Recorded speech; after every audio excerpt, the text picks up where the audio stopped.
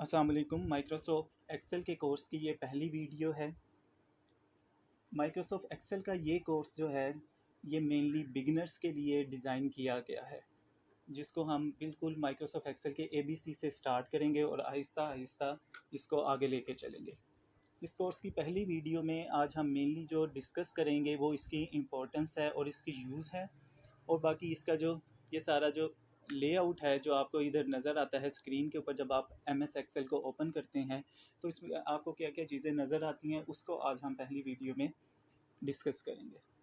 सबसे पहले आ जाती है कि इसकी इम्पोर्टेंस और इसका यूज़ क्या है एमएस एक्सेल का। देखिए, एमएस एक्सेल का जो मेनली जो यूज़ है वो है डेटा एंट्री का। इसमें आप किसी भी किस्म के डाटा को एंटर कर सकते हैं, और दूसरा है उस डाटा को सिर्फ एंट्री के बाद आप उसको एनालाइज भी कर सकते हैं, उसके ऊपर डिफरेंट किस्म के फार्मूलाज लगा सकते हैं, और उसको आप फिर मुख्तलिफ़ तरीके से आप उसको प्रेजेंट भी कर सकते हैं, जिसमें मेनली सबसे अच्छी जो फॉर्म होती है वो होती है ग्राफिकल रिप्रेजेंटेशन की। तो आप इसमें डिफरेंट किस्म के ग्राफ्स बना सकते हैं, मैथ्स की प्रॉब्लम्स, स्टैट्स की प्रॉब्लम्स को उसमें सॉल्व कर सकते हैं, और इसमें आप मुख्तलिफ़ किस्म का जो रिकॉर्ड है, जैसे कि कुछ सेल एंड परचेज़ का रिकॉर्ड है, किसी के पास स्टोर है, किसी को कुछ स्कूल है तो स्कूल का डाटा रख सकते हैं, कोई टीचर है तो अपनी क्लास का डाटा भी उसमें बना सकता है। किसी भी किस्म का आपका जो ऑफिस वर्क है उसमें आप उसका डाटा जो है अब इसमें स्टोर कर सकते हैं। इसके अलावा इसमें अगर आप इसकी जॉब्स के बारे में देखा जाए तो फ्री लांसिंग जो प्लेटफॉर्म है उसमें इसकी काफ़ी ज़्यादा जो है वो जॉब्स जो हैं वो अवेलेबल हैं, जो आप घर बैठ के जो है वो काम कर सकते हैं। इसकी ऑनलाइन जो जॉब्स हैं वो इसमें काफ़ी ज़्यादा अवेलेबल हैं। इसके अलावा गवर्नमेंट और प्राइवेट में भी अक्सर जो है वो डेटा एंट्री ऑपरेटर की आपने देखा होगा जॉब्स आती जाती हैं, तो उसमें भी मेनली जो है वो माइक्रोसॉफ्ट एक्सेल ही यूज़ किया जाता है। अब ये इम्पोर्टेंस और यूज़ के बाद जो आज हमने इस पहले लेसन में जो डिस्कस करना है वो इसका लेआउट को डिस्कस करना है। सबसे पहले हम इसमें आप ऊपर देखें तो आपको ये डिफरेंट किस्म के टैब्स नज़र आ रहे हैं। एक होम टैब है, इंसर्ट है, पेज लेआउट है, फार्मूलाज हैं, डेटा है, रिव्यू है, व्यू है। इन सारे टैब्स को जो है हम बारी बारी जो है अपनी अगली वीडियोस में डिस्कस करेंगे। आज हम इस होम टैब पे रहेंगे। होम टैब में अगर आप देखें तो नीचे आएँ तो आपको ये एक नेम बॉक्स नज़र आ रहा है जिसमें J12 लिखा आ रहा है। अब ये J12 क्या चीज़ है, या ये नेम बॉक्स में क्या होता है? नेम बॉक्स में दरअसल ये जो एक सेल सेलेक्ट किया जाता है एक्सेल के अंदर, जो ये आपको डिफरेंट बॉक्सेस नज़र आ रहे हैं, इस एक बॉक्स को सेल कहा जाता है, जो मैंने इधर लिखा भी हुआ है। अब इस सेल का एक नेम होता है। जैसे अब मैंने इस सेल को सिलेक्ट किया है, इसका नाम आ रहा है E5। अब ये E5 इसका नाम कैसे रखा गया है? वो इस तरह रखा गया है कि ई जो है इसमें जो है कॉलम है, जैसे कि मैंने एरो से शो किया गया है, जो ऊपर से नीचे की तरफ जो है वो डायरेक्शन आ रही है, इसमें इसको हम कहते हैं कॉलम है, और जो लेफ़्ट से राइट जो हमारी डायरेक्शन जा रही है बॉक्सेस की या सेल्स की, उसको हम रो कहा जाता है। अब ये जो मैंने सेल सेलेक्ट किया गया है, इसकी जो मुझे इधर नेम बॉक्स में इसका नेम शो हो रहा है वो है E5। अब E5 इसका क्या है? E5 से मुराद है ई इसका कॉलम है और 5 इसकी रो है। सो इस तरह इस सेल का नाम हो जाएगा E5। ऊपर ABCDEFGH जो ये आपको नज़र आ रहे हैं ये है कॉलम नेम्स, और ये जो 1 2 3 4 5 है ये है रोज़ का नंबर। तो इस तरह आप किसी भी सेल को अगर आपने लोकेट करना, जैसे इससे जो निचला सेल है इसकी आपको देखें तो इसका आ रहा है E6, ई कॉलम और 6 नंबर पे उसकी रो है। तो इस तरह आप किसी भी सेल को लोकेट कर सकते हैं, और ये है नेम बॉक्स। इसके बाद ये जो आपको नज़र आ रहा है ये है फार्मूला बॉक्स। आप इसमें कोई भी फार्मूला जो है वो टाइप कर सकते हैं। तो ये रो हो गई, कॉलम हो गया, सेल का आपको पता चल गया कि सेल का जो नंबर दिया जाता है वो किस तरह दिया जाता है, कॉलम और रो के अकॉर्डिंगली। इसके अलावा अब आप नीचे आएँ तो आपको ये शीट 1 नज़र आ रही है और आगे प्लस का साइन नज़र आ रहा है। शीट 1 है, जिस तरह आपने देखा होगा कि जो मैथ्स की जो पहले जो है वो नोटबुक्स होती थी उसके ऊपर बॉक्सेस बने होते थे, तो आप समझ सकते हैं, आप ये समझ लें कि ये उसका एक पेपर है। एक पेपर है, जब आप उसके ऊपर काम कर रहे हैं और आप दूसरे पेपर के ऊपर शिफ्ट करना चाहते हैं तो ये एक शीट 1 है। तो दूसरे पे जाने के लिए नीचे ये प्लस का साइन ऐड करें, प्लस के साइन पे क्लिक करें अगर आप, न्यू शीट जिधर आ रही है तो ये देखें ये शीट 2 जो है ये ओपन हो जाएगी। इसी तरह आप डिफरेंट जो है शीट 3 भी ऐड कर सकते हैं, और जिस शीट पे वापस जाना हो तो उस शीट के ऊपर जाके क्लिक करें तो वो शीट जो है वो ओपन हो जाएगी। तो ये आपने मेनली जो आपको नज़र आ रहा है, ये आज की मेन जो है वो लेसन 1 था।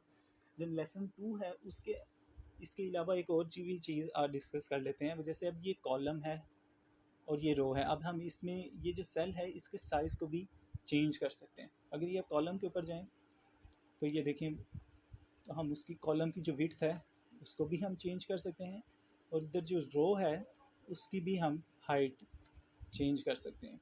ये अपने अकॉर्डिंगली जब जो है वो हम इसको चेंज कर सकते हैं।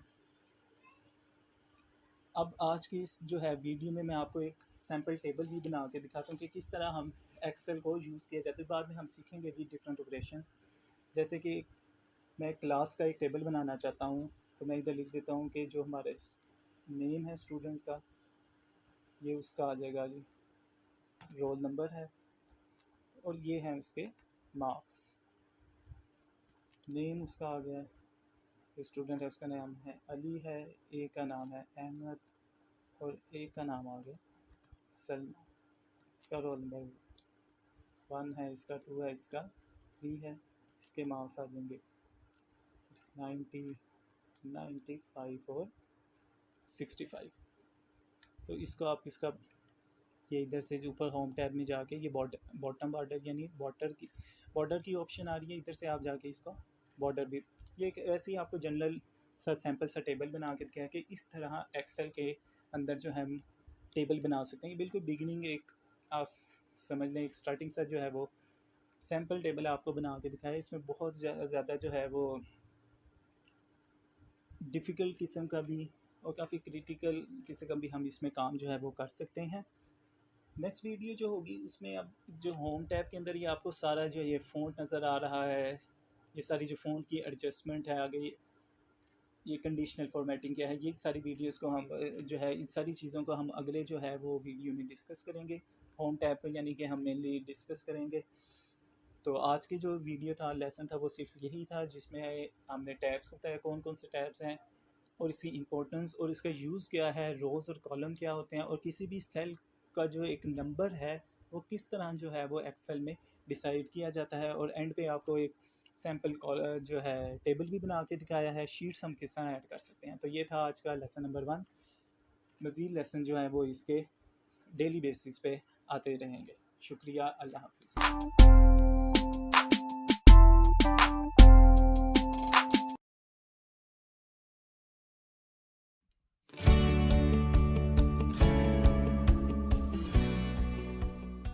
अस्सलाम वालेकुम। माइक्रोसॉफ्ट एक्सेल के कोर्स की आज की ये दूसरी वीडियो है।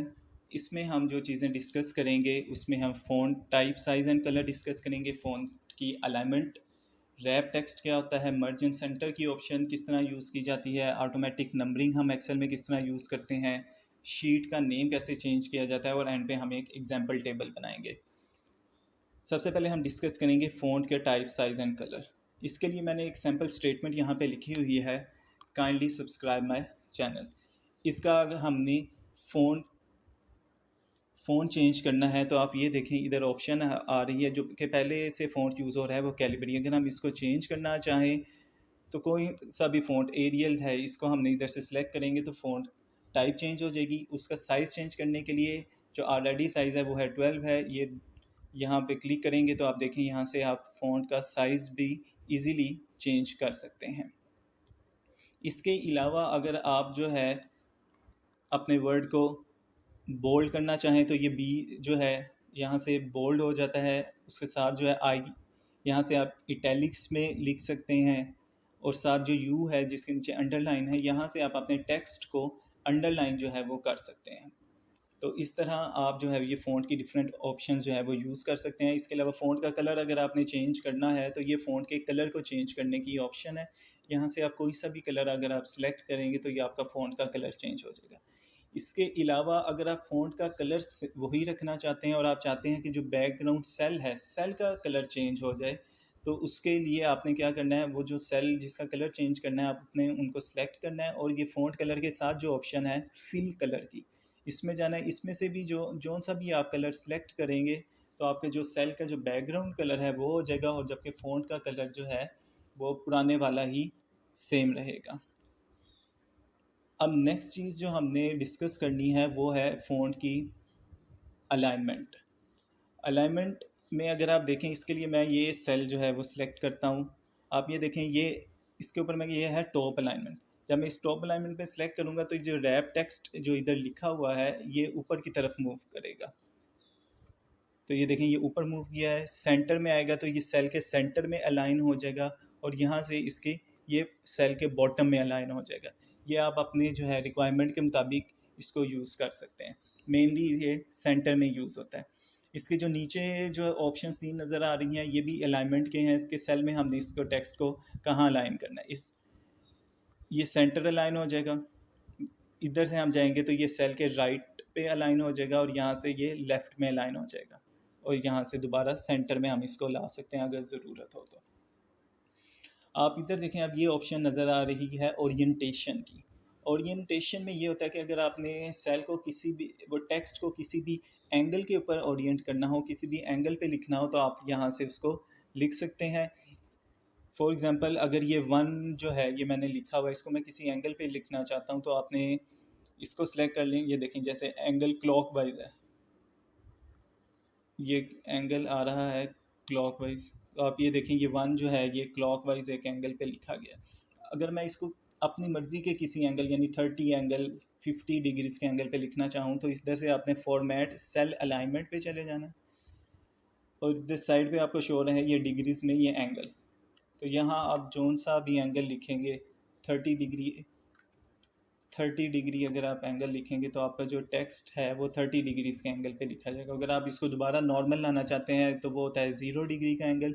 आप दोबारा यहाँ पे जाएं, फॉर्मेट सेल अलाइनमेंट पे जाएं, और इसको अगर हम 0 कर देंगे तो हमारा टेक्स्ट जो है वो दोबारा जो है वो 0 डिग्री के एंगल यानी कि नॉर्मल पोजीशन में आ जाएगा। ये अपनी रिक्वायरमेंट के मुताबिक अपने टेबल को किसी भी तरह आप शो करने के लिए, अपने टेक्स्ट को शो करने के लिए आप ये ऑप्शन यूज़ कर सकते हैं। ये जो नीचे भी 2 ऑप्शंस आपको नज़र आ रही हैं, इंक्रीज़ इंडेंट और डिक्रीज़ इंडेंट, ये भी अगर आप अपने टेक्स्ट को अपने सेल में के अंदर मूव करना चाहें उसी के लिए यूज़ होती हैं। जैसे मैं ये देखें, ये सेल जो है वो रैप टेक्स्ट जो है ये मूव हो रहा है, इनको जब मैं क्लिक कर रहा हूँ, तो इस तरह ये दोनों ऑप्शंस भी टेक्स्ट को अलाइन करने के लिए यूज़ की जाती हैं।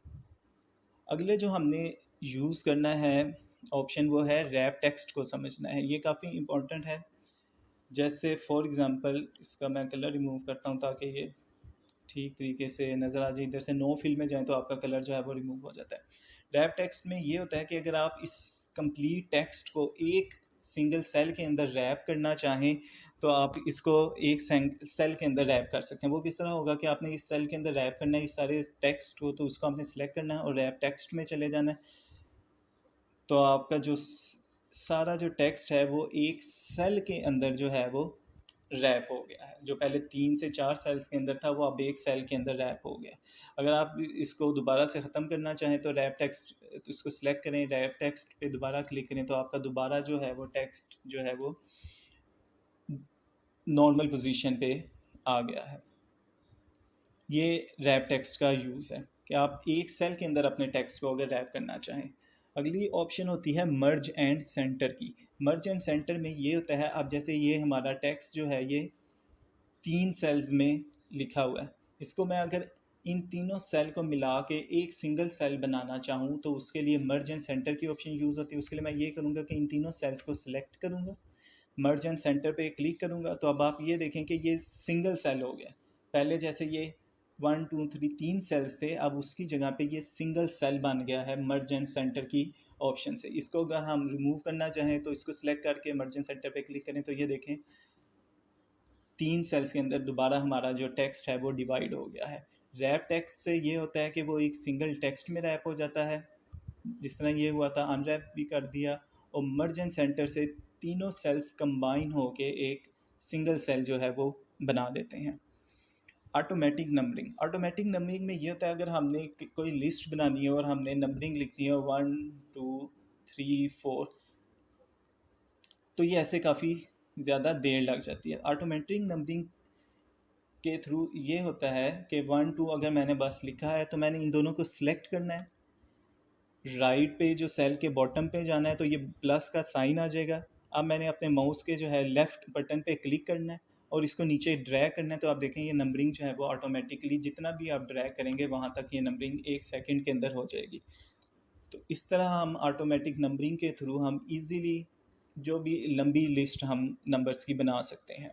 एंड पे हमने चेंज शीट नेम, शीट का नेम को चेंज करने के लिए हमने उस शीट पे जाना है। ये शीट 2 जैसे लिखा हुआ है, इसको मैं चेंज करना चाहता हूँ लेसन 2 पे। इसको मैंने सेलेक्ट किया, रीनेम पे गया, रीनेम पे जाके मैंने इधर लिख दिया लेसन 2।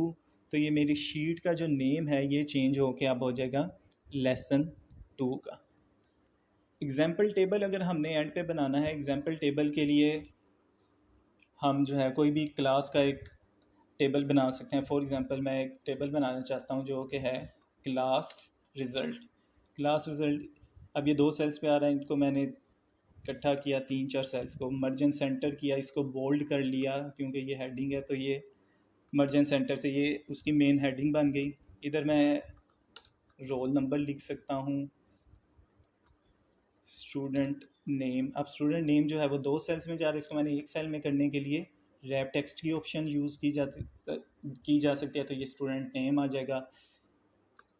ये ऑब्टेन्ड मार्क्स जो हैं वो अगर हमने इधर लिखने हैं तो ये रैप टेक्स्ट के थ्रू वो भी एक सेल में आ जाएगा। रोल नंबर अगर हमने लिखना चाहते हैं, लिस्ट रोल नंबर की बनाना चाहते हैं, तो उसी के लिए हम ऑटोमेटिक नंबरिंग की ऑप्शन यूज़ करेंगे, तो हम नंबरिंग जो है वो इजीली कर सकते हैं। और इन सब को अगर हमने सेंटर में करना है तो यहाँ से हम इस सब को सेंटर में भी कर सकते हैं। तो इस तरह जो है हम इस सारे जो है वो ऑप्शंस को यूज़ कर सकते हैं। ये था आज का लेसन नंबर 2।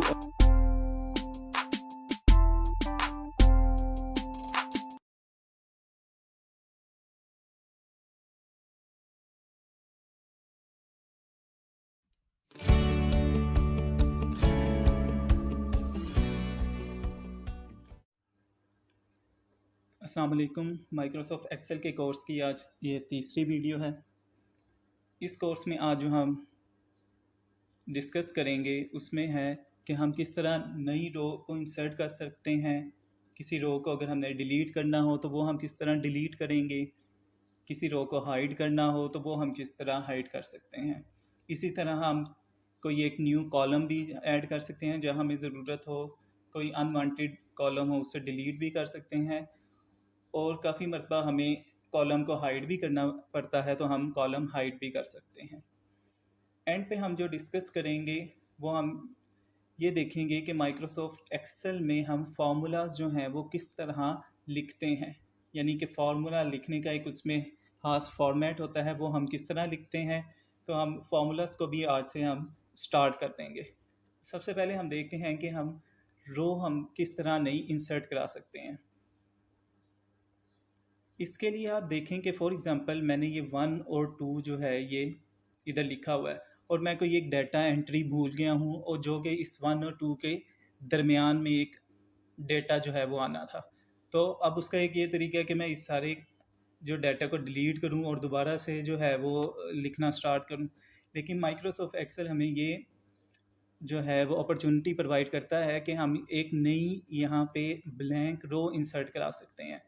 तो वो इस तरह है कि आपने अगर इस जगह पे अगर आपने नई रो इंसर्ट करानी है तो आप इस साइड पे अपना जो है वो माउस का कर्सर लेके जाएं, राइट क्लिक करें। राइट क्लिक करें तो आपको इधर जो है वो नीचे ऑप्शन नज़र आ रही है इंसर्ट की। इंसर्ट के ऊपर जब आप क्लिक करेंगे तो ये देखें आपकी इधर एक ब्लैंक नई जो है वो रो जो है ये ऐड हो गई है। इसमें आप अगर कोई भी मिसिंग डाटा जो था आपका अगर आप लिखना चाहें तो आप वो मिसिंग डाटा यहाँ पे ऐड कर सकते हैं। तो इस तरह हम नई रो को इंसर्ट करा सकते हैं। अब दूसरा हमने जो देखना था वो है डिलीट रनिंग रो।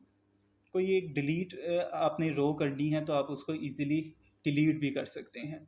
तो इसी तरह आप जो सी रो को आपने डिलीट करना है उस रो को, ये अगर 3rd नंबर वाली रो को डिलीट करना है इसको सिलेक्ट करें, राइट क्लिक करें तो यहाँ पे ये डिलीट की ऑप्शन आ रही है, तो वो रो जो है आपकी डिलीट हो जाएगी। 3rd पे है अगर हमने किसी रो को हाइड करना हो।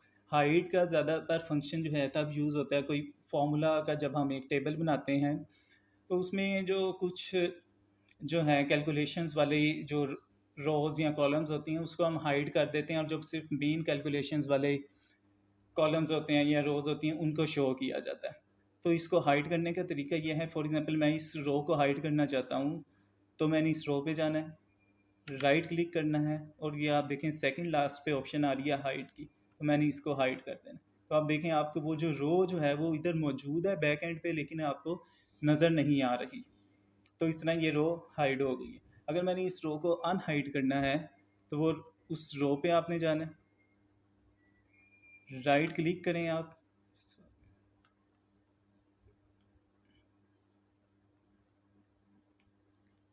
रो पे जाके राइट क्लिक करना है और नीचे अनहाइड की ऑप्शन आ रही है, वहाँ से आपने अनहाइड कर देना है, तो वो रो आपको जो हाइड थी वो अब शो होने लग गई है। यही तीन जो फंक्शंस हैं हम यानी इंसर्ट, डिलीट और हाइड के, हम कॉलम के साथ भी कर सकते हैं।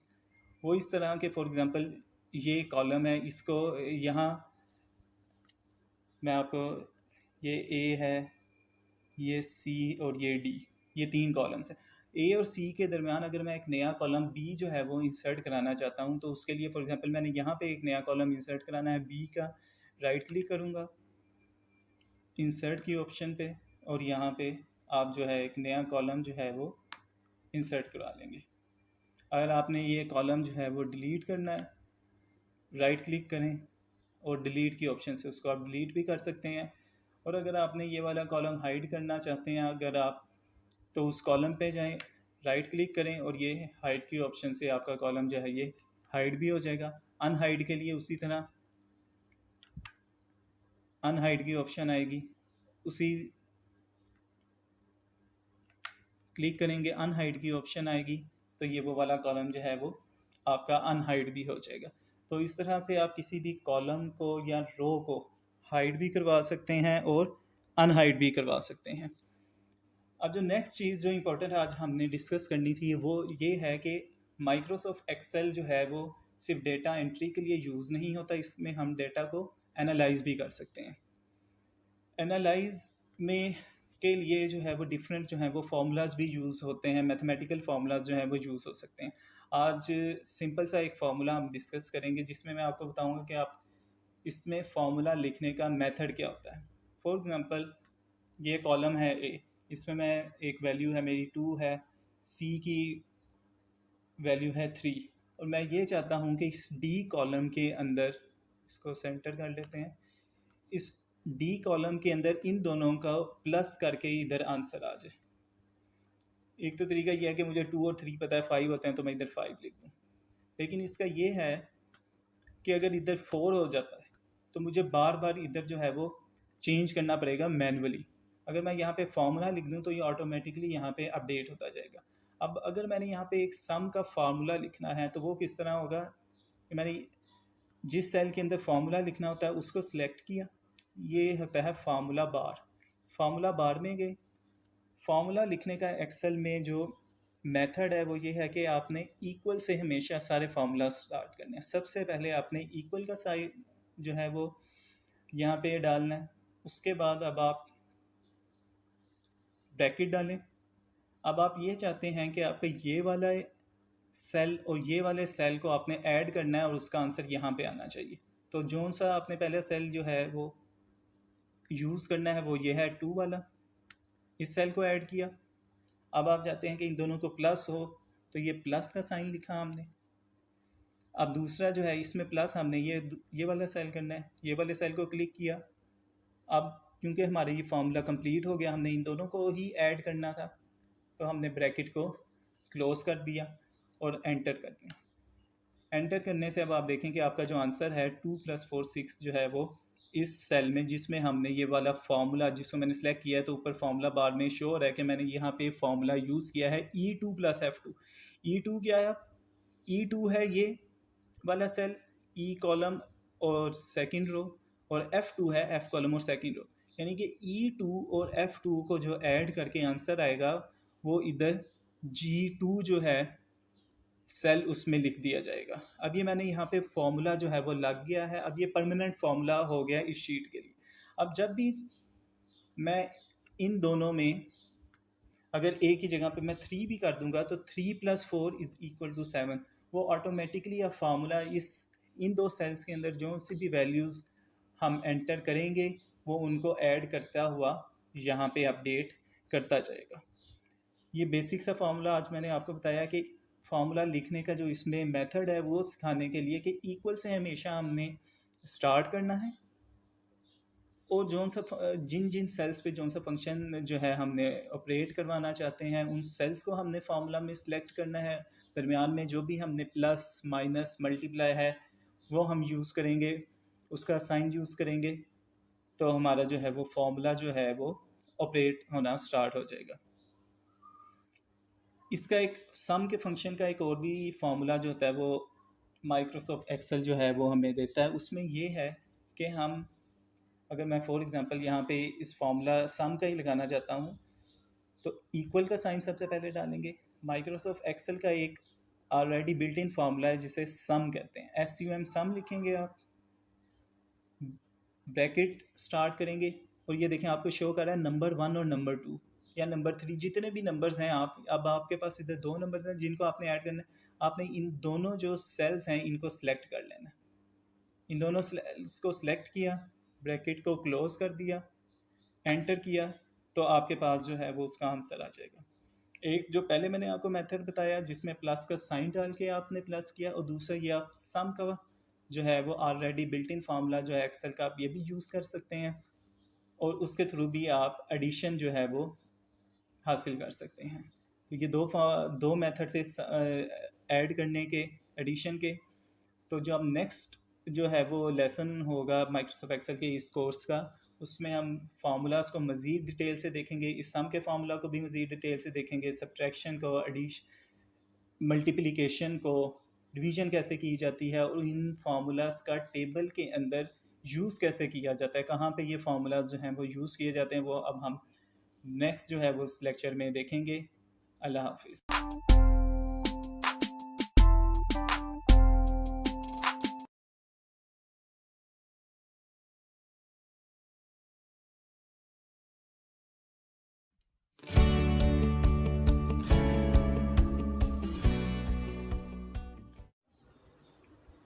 अस्सलाम वालेकुम। माइक्रोसॉफ्ट एक्सेल के कोर्स की आज की ये चौथी क्लास है जिसके टास्क में आज हम सीखेंगे एप्लीकेशन। आज हमने सीखनी है सम फार्मूला की, सब्ट्रैक्शन फार्मूला की, मल्टीप्लिकेशन किस तरह की जाती है, डिवीजन किस तरह इसमें यूज़ की जाती है। और उसके लिए इंसानों को समझने के लिए, एप्लीकेशन को समझने के लिए मैंने एक सैम्पल जो है वो टेबल पहले से बना के रखा हुआ है ताकि जो है वो टाइम जो है वो बच सके। एक ही क्लास रिज़ल्ट का जो है वो टेबल जो है वो मैंने बनाया है जिसमें आप ये देख सकते हैं कि पहला जो है वो कॉलम जो है वो रोल नंबर्स का है। ये स्टूडेंट्स के रोल नंबर लिखे हुए हैं जो कि ऑटोमेटिक नंबरिंग, जो कि मैं पहले लेसन 2 में बता चुका हूँ, उस तरह उसको यूज़ करते हुए या नंबरिंग लिखी गई है, स्टूडेंट का नेम आ गया, फिर ये सब्जेक्ट्स हैं, सारे सब्जेक्ट्स के टोटल मार्क्स हैं जो कि इधर 100 में बोल्ड फॉर्म में लिखे गए हैं, और उससे नीचे जो है ये सारे ऑब्टेन्ड मार्क्स जो हर स्टूडेंट ने हासिल किए हैं। जैसे ये स्टूडेंट ए है, ये उसके सारे मार्क्स हैं हर सब्जेक्ट में। इसमें आप टेबल को देखें तो ये ऊपर सब्जेक्ट्स, ये जो नीचे ये 6 से 7 जो हैं वो कॉलम्स हैं, इनके ऊपर एक सिंगल हेडिंग सब्जेक्ट देने के लिए मर्ज एंड सेंटर को यूज़ किया गया।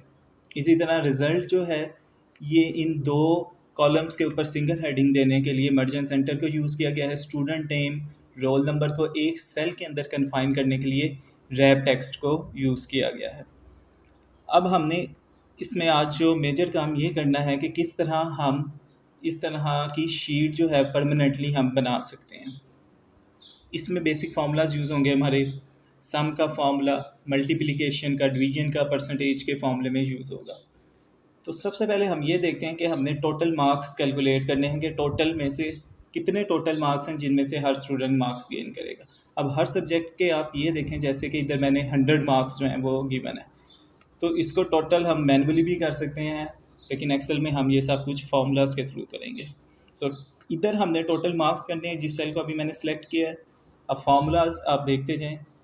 सबसे पहले एक्सेल में जो भी फार्मूला होता है वो इक्वल के साइन से स्टार्ट करना है। सबसे पहले इक्वल लिखना है आपने। अब आपने चूँकि सम करना है तो सम का फार्मूला SUM सम लिखा, स्मॉल ब्रैकेट आपने लगानी है, और जितने भी सेल्स को आपने ऐड करना है वैल्यूज़ को, वो सारे सेल्स को आपने ड्रैग करके सिलेक्ट कर लेना है। इन सारों को सिलेक्ट किया, ब्रैकेट क्लोज कर ली और एंटर किया, तो इस तरह देखें आप टोटल मार्क्स जो है वो हमारे 700 इधर आ गए हैं। अब सेम हमने यूज़ करना है कि हर ये जो स्टूडेंट A है, B है, इनके भी इन्होंने जितने मार्क्स लिए हैं वो इस तरह हमने इधर कैलकुलेट करने हैं। इसमें अब हम A के मार्क्स कैलकुलेट करेंगे, सम लिखा, A के सारे जो है वो रो को सिलेक्ट किया, ब्रैकेट क्लोज की, तो ये उसके मार्क्स आ गए 650।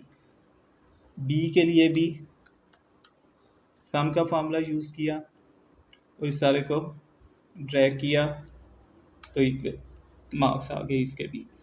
अब इस तरह हम आप देखें कि अगर 100 स्टूडेंट्स हों तो हमें 100 के लिए अलग-अलग फार्मूला यूज़ करना पड़ेगा, लेकिन इससे भी एक्सेल जो है वो हमें एक जो है वो चीज़ प्रोवाइड ये करता है, आसानी हमें ये देता है कि अब देखें हमने जो पहले तीनों सेल हैं उसके अंदर सेम फार्मूला अप्लाई किया है, सम का फार्मूला अप्लाई किया है और सेम कॉलम्स के ऊपर अप्लाई किया है, G से लेके M तक, जिसे आप देख सकते हैं, यानी कि हम सेम प्लेस के ऊपर जो है वो एक सेम फार्मूला लगा रहे हैं। तो एक्सेल हमें ये अपॉर्चुनिटी देता है कि अगर मैं इन तीनों पहलों को सिलेक्ट करूं जिसमें मैं ऑलरेडी फार्मूला लगा चुका हूं, तो इधर और उसके जो है वो राइट साइड पे बॉटम पे लेके जाऊं तो ये एक छोटा सा प्लस का साइन बन जाता है।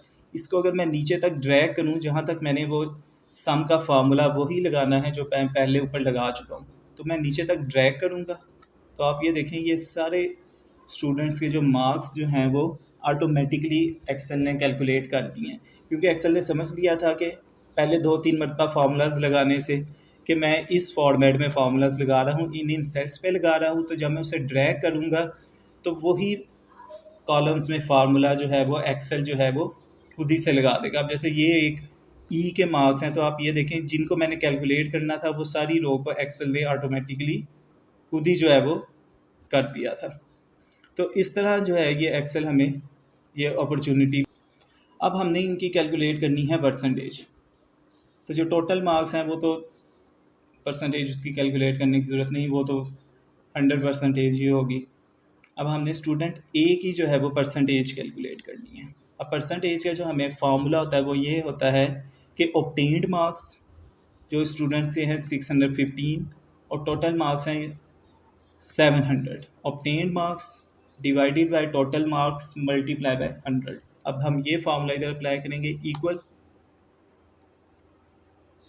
ब्रैकेट लगाई, ऊपर आ जाएगा, ब्रैकेट के ऊपर जो आता है हमारा ऑब्टेन्ड मार्क्स है 615, इसको हम डिवाइड करेंगे, डिवाइड का साइन, डिवाइड करेंगे टोटल मार्क्स जो कि हैं 700, ये हमारी एक फ्रैक्शन बन जाएगी, इसको किया क्लोज, और मल्टीप्लाई करेंगे हम इसको मल्टीप्लाई के साइन से, ये मल्टीप्लाई का साइन है 100 से, obtain marks divided by total marks multiply by 100, तो ये स्टूडेंट की परसेंटेज आ गई 87.9%।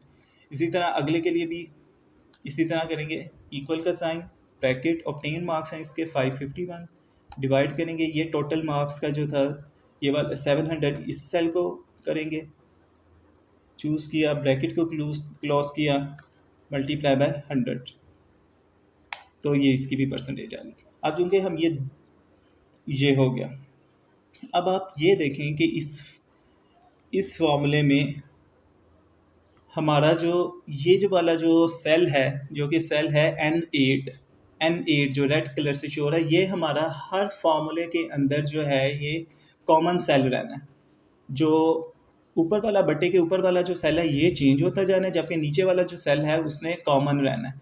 तो उस कॉमन रहना है, तो इसके लिए अब एक्सेल हमें ये सहूलत प्रोवाइड करता है कि हम इस सेल को फार्मूला के अंदर फिक्स कर सकते हैं। फिक्स करने की इस तरह कर सकते हैं कि ये N8 को हमने फिक्स करना है, तो ये N से पहले भी ये डॉलर का साइन और 8 पे भी डॉलर का साइन जो है ये इधर लगा देते हैं, डॉलर का साइन। इससे हमारी जो है सेल जो है वो फिक्स हो जाता है। अब हर फार्मूले के जो नीचे जो है वो डिनोमिनेटर में यही सेल जो है वो यूज़ होगा।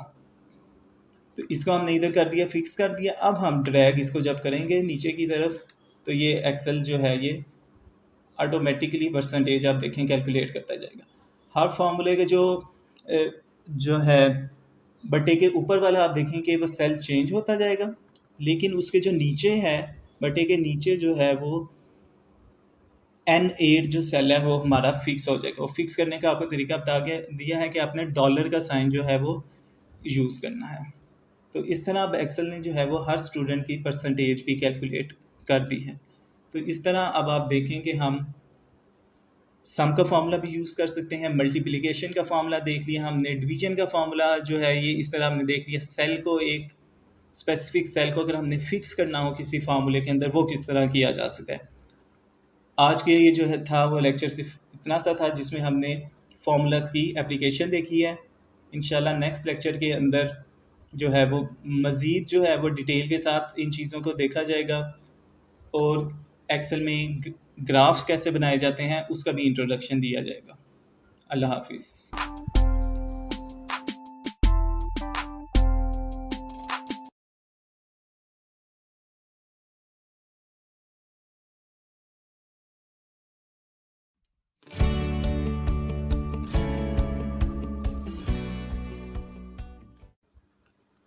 अस्सलाम वालेकुम। माइक्रोसॉफ्ट एक्सेल के कोर्स की आज 5वीं क्लास है।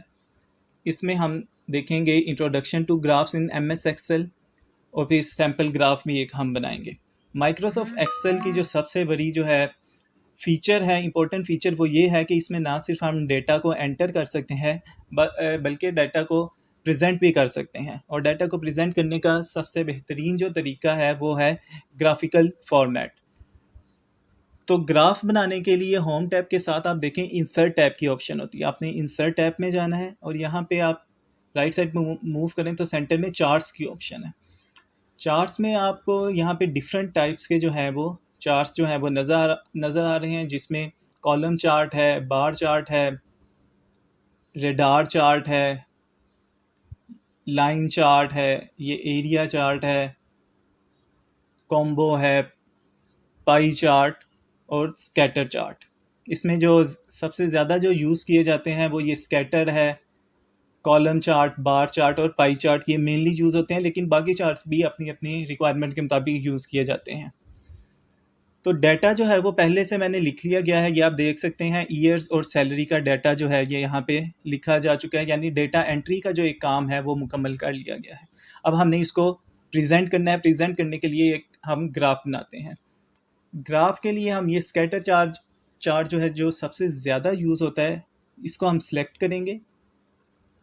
इसमें से हम ये जो सेकंड लास्ट जो ऑप्शन नज़र आ रही है इसको हम यूज़ करते हुए चार्ट बनाएंगे। चार्ट को हमने ये सिलेक्ट कर लिया। ये पहले से एक कोई डाटा जो है ये यहाँ से रफली सिलेक्ट करके हमें दे रहा है, जिसकी ज़रूरत नहीं है। हमने जो है ये नया डेटा जो हमने यूज़ करना है इसको सिलेक्ट करते हुए हमने ग्राफ बनाना है। तो हमने क्या करना है, ग्राफ के ऊपर क्लिक करना है, राइट क्लिक करेंगे तो ये सिलेक्ट डेटा की ऑप्शन आ रही है। सिलेक्ट डेटा में जाना है और इधर हमने चले जाना है ऐड में। ये पहले से इसको हम डिलीट कर देते हैं। कोई सीरीज़ जो है इसको हमने रिमूव कर दिया। सीरीज़ को ऐड में जाना है हमने। सीरीज़ का नेम आप जो भी लिख सकते हैं, जैसे कि इसमें ईयर वर्सेस सैलरी। अब ये हमें पूछ रहा है कि एक्स एक्सिस पे हमने कौन सी वैल्यू रखनी है। एक्स एक्सिस पे देखें हमने ये ईयर्स की वैल्यू जो है ये सिलेक्ट करनी है। तो इधर से हम ये सारी वैल्यूज़ को ड्रैग करके ये वैल्यूज़ हमारी यहाँ पे सिलेक्ट हो जाएंगी। इसी तरह अब ये वाई वैल्यूज़ को हमने सिलेक्ट करना है। तो वाई वैल्यूज़ भी, ये सारी वैल्यूज़ जो हैं जिसको हमने पहला डाटा एंटर किया हुआ है वो वैल्यूज़ को हमने यहाँ पे सिलेक्ट कर लेना है। इसके बाद यहाँ पे ये ओके की ऑप्शन है, ओके करेंगे तो ये हमारी ये देखें ये वाली जो सीरीज़ है वो ईयर वर्सेस सैलरी यहाँ पे ऐड हो गई है। यहाँ पे ओके किया तो अब ये देखें ये एक ग्राफ जो है एक्सेल ने हमें ईयर्स और सैलरी के दरमियान बना के दे दिया है, जिसमें एक्स एक्सिस पे ईयर्स हैं और वाई एक्सिस पे सैलरी लिखी गई है। अब अभी हम इसकी थोड़ी सी फॉर्मेशन फॉर्मेट जो है वो थोड़ा बेहतर बनाएंगे। नीचे एक्स एक्सिस पे देखें, इसने 2008, 2010, 2012 दो दो ईयर्स का गैप दिया गया है, और वाई एक्सिस पे 10,000, 20,000, 30,000, 10,000 का गैप दिया गया है। जबकि आप अगर देखें हमारे डाटा में जो ईयर्स हैं उसमें एक एक ईयर का गैप है और सैलरी में 5,000 का गैप है। तो ये गैप को किस तरह एडजस्ट करते हैं? एक्स एक्सिस पे जाना है आपने, इसको सिलेक्ट करें, राइट क्लिक करें, और ये फॉर्मेट एक्सिस की ऑप्शन आ रही है, इसमें आप चले जाएं। फॉर्मेट एक्सिस में आपको सबसे पहले या बाउंड्स और यूनिट्स। बाउंड्स में आपने मिनिमम वैल्यू एंटर करनी है जहां से आपका ग्राफ स्टार्ट हो रहा है। एक्सेल ने ऑटोमेटिकली 2008 सेलेक्ट कर ली थी, हमारी वैल्यू 2010 से स्टार्ट हो रही है, तो हम इधर हम 2010 लिख देते हैं। मैक्सिमम वैल्यू जो है हमारे ग्राफ एक्स एक्सिस पे 2020 तक जा रहे हैं, तो हम 2020 लिख देंगे। अब ये है वो मेजर यूनिट्स जो कि गैप को शो करता है। 2010 के बाद 2012 लिखा हुआ है, लेकिन हम चाहते हैं कि हमें एक यूनिट का डिफरेंस आना चाहिए, तो हम इसको मेजर को 1 कर देते हैं। माइनर की ये भी ज़रूरत नहीं है, क्योंकि वो काफ़ी ज़्यादा जो है वो एंट्रीज़ अगर हों तो हमारा तब ये यूज़ होता है। तो ये हमारा एक्स एक्सिस के फॉर्मेट जो है ये मुकम्मल हो गया। अब आप देखें 2010, 2011, 2012 यानी कि एक एक ईयर का गैप है और 20 तक जा रहा है। इसी तरह हमने वाई एक्सिस को भी हम करेंगे, इसको सिलेक्ट किया, फॉर्मेट एक्सिस पे गए, इसके बाउंड्स 0 से उसने स्टार्ट किया, इसको हम कहीं से भी स्टार्ट कर सकते हैं। फॉर एग्जांपल हम अपनी जो मिनिमम सैलरी है 40,000 वहाँ से स्टार्ट करते हैं, और मैक्सिमम सैलरी जो हमारी जा रही है वो है 80,000 2018 में इस डाटा के मुताबिक। तो हम 80,000 जो है हम इधर टाइप कर दिया। यूनिट्स अब मेजर जो है हमें 5,000 का गैप ही चाहिए, अब उसने वो 5,000 कर दिया है। तो ये हमारी थोड़ी सी फॉर्मेशन मुकम्मल होगी। अब आप देखें इस डाटे को, अगर हम थोड़ा सा ग्राफ को पढ़ना चाहें तो देखें 2010 है ईयर और सैलरी है 40,000, जो हमारे के डाटा में भी इसी तरह शो हो रही है। और हर साल जो है 5,000, 11 में 45,000, 12 में 50,000, इसी तरह जो है 2018 में आप देखें 80,000 सैलरी होगी 2018 में डाटा के मुताबिक भी, और 2019 में भी सैलरी 80,000 रही। तो आप ये देखें ये हॉरिजॉन्टल लाइन के साथ इसको रिप्रेजेंट किया गया है, और 2020 में सैलरी जो है वो कम हो गई। तो आप ये देखें लाइन जो है वो ड्रॉप हो रही है, नीचे की तरफ मूव कर रही है, जिसका मतलब ये है कि सैलरी जो 80,000 थी वो अब आके 70,000 हो गई है 2020 में। तो इस तरह हम ग्राफ से बहुत अच्छे तरीके से रिप्रेजेंट कर सकते हैं अपने किसी भी डेटे को, जो समझने में बहुत ज़्यादा आसानी हो जाती है किसी के लिए भी।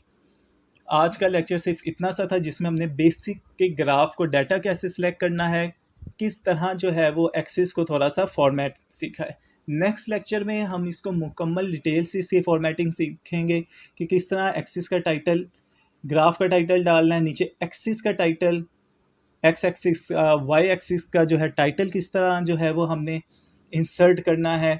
इसकी मज़ीद जो है वो डिटेल होती है, इसका वो किस तरह सारी इसकी फॉर्मेटिंग की जाती है, वो नेक्स्ट लेक्चर में देखेंगे।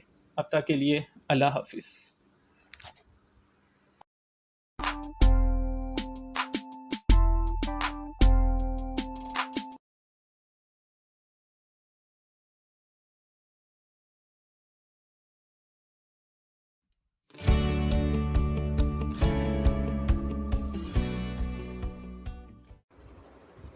अस्सलाम वालेकुम। माइक्रोसॉफ्ट एक्सेल के कोर्स का 6th लेसन है आज।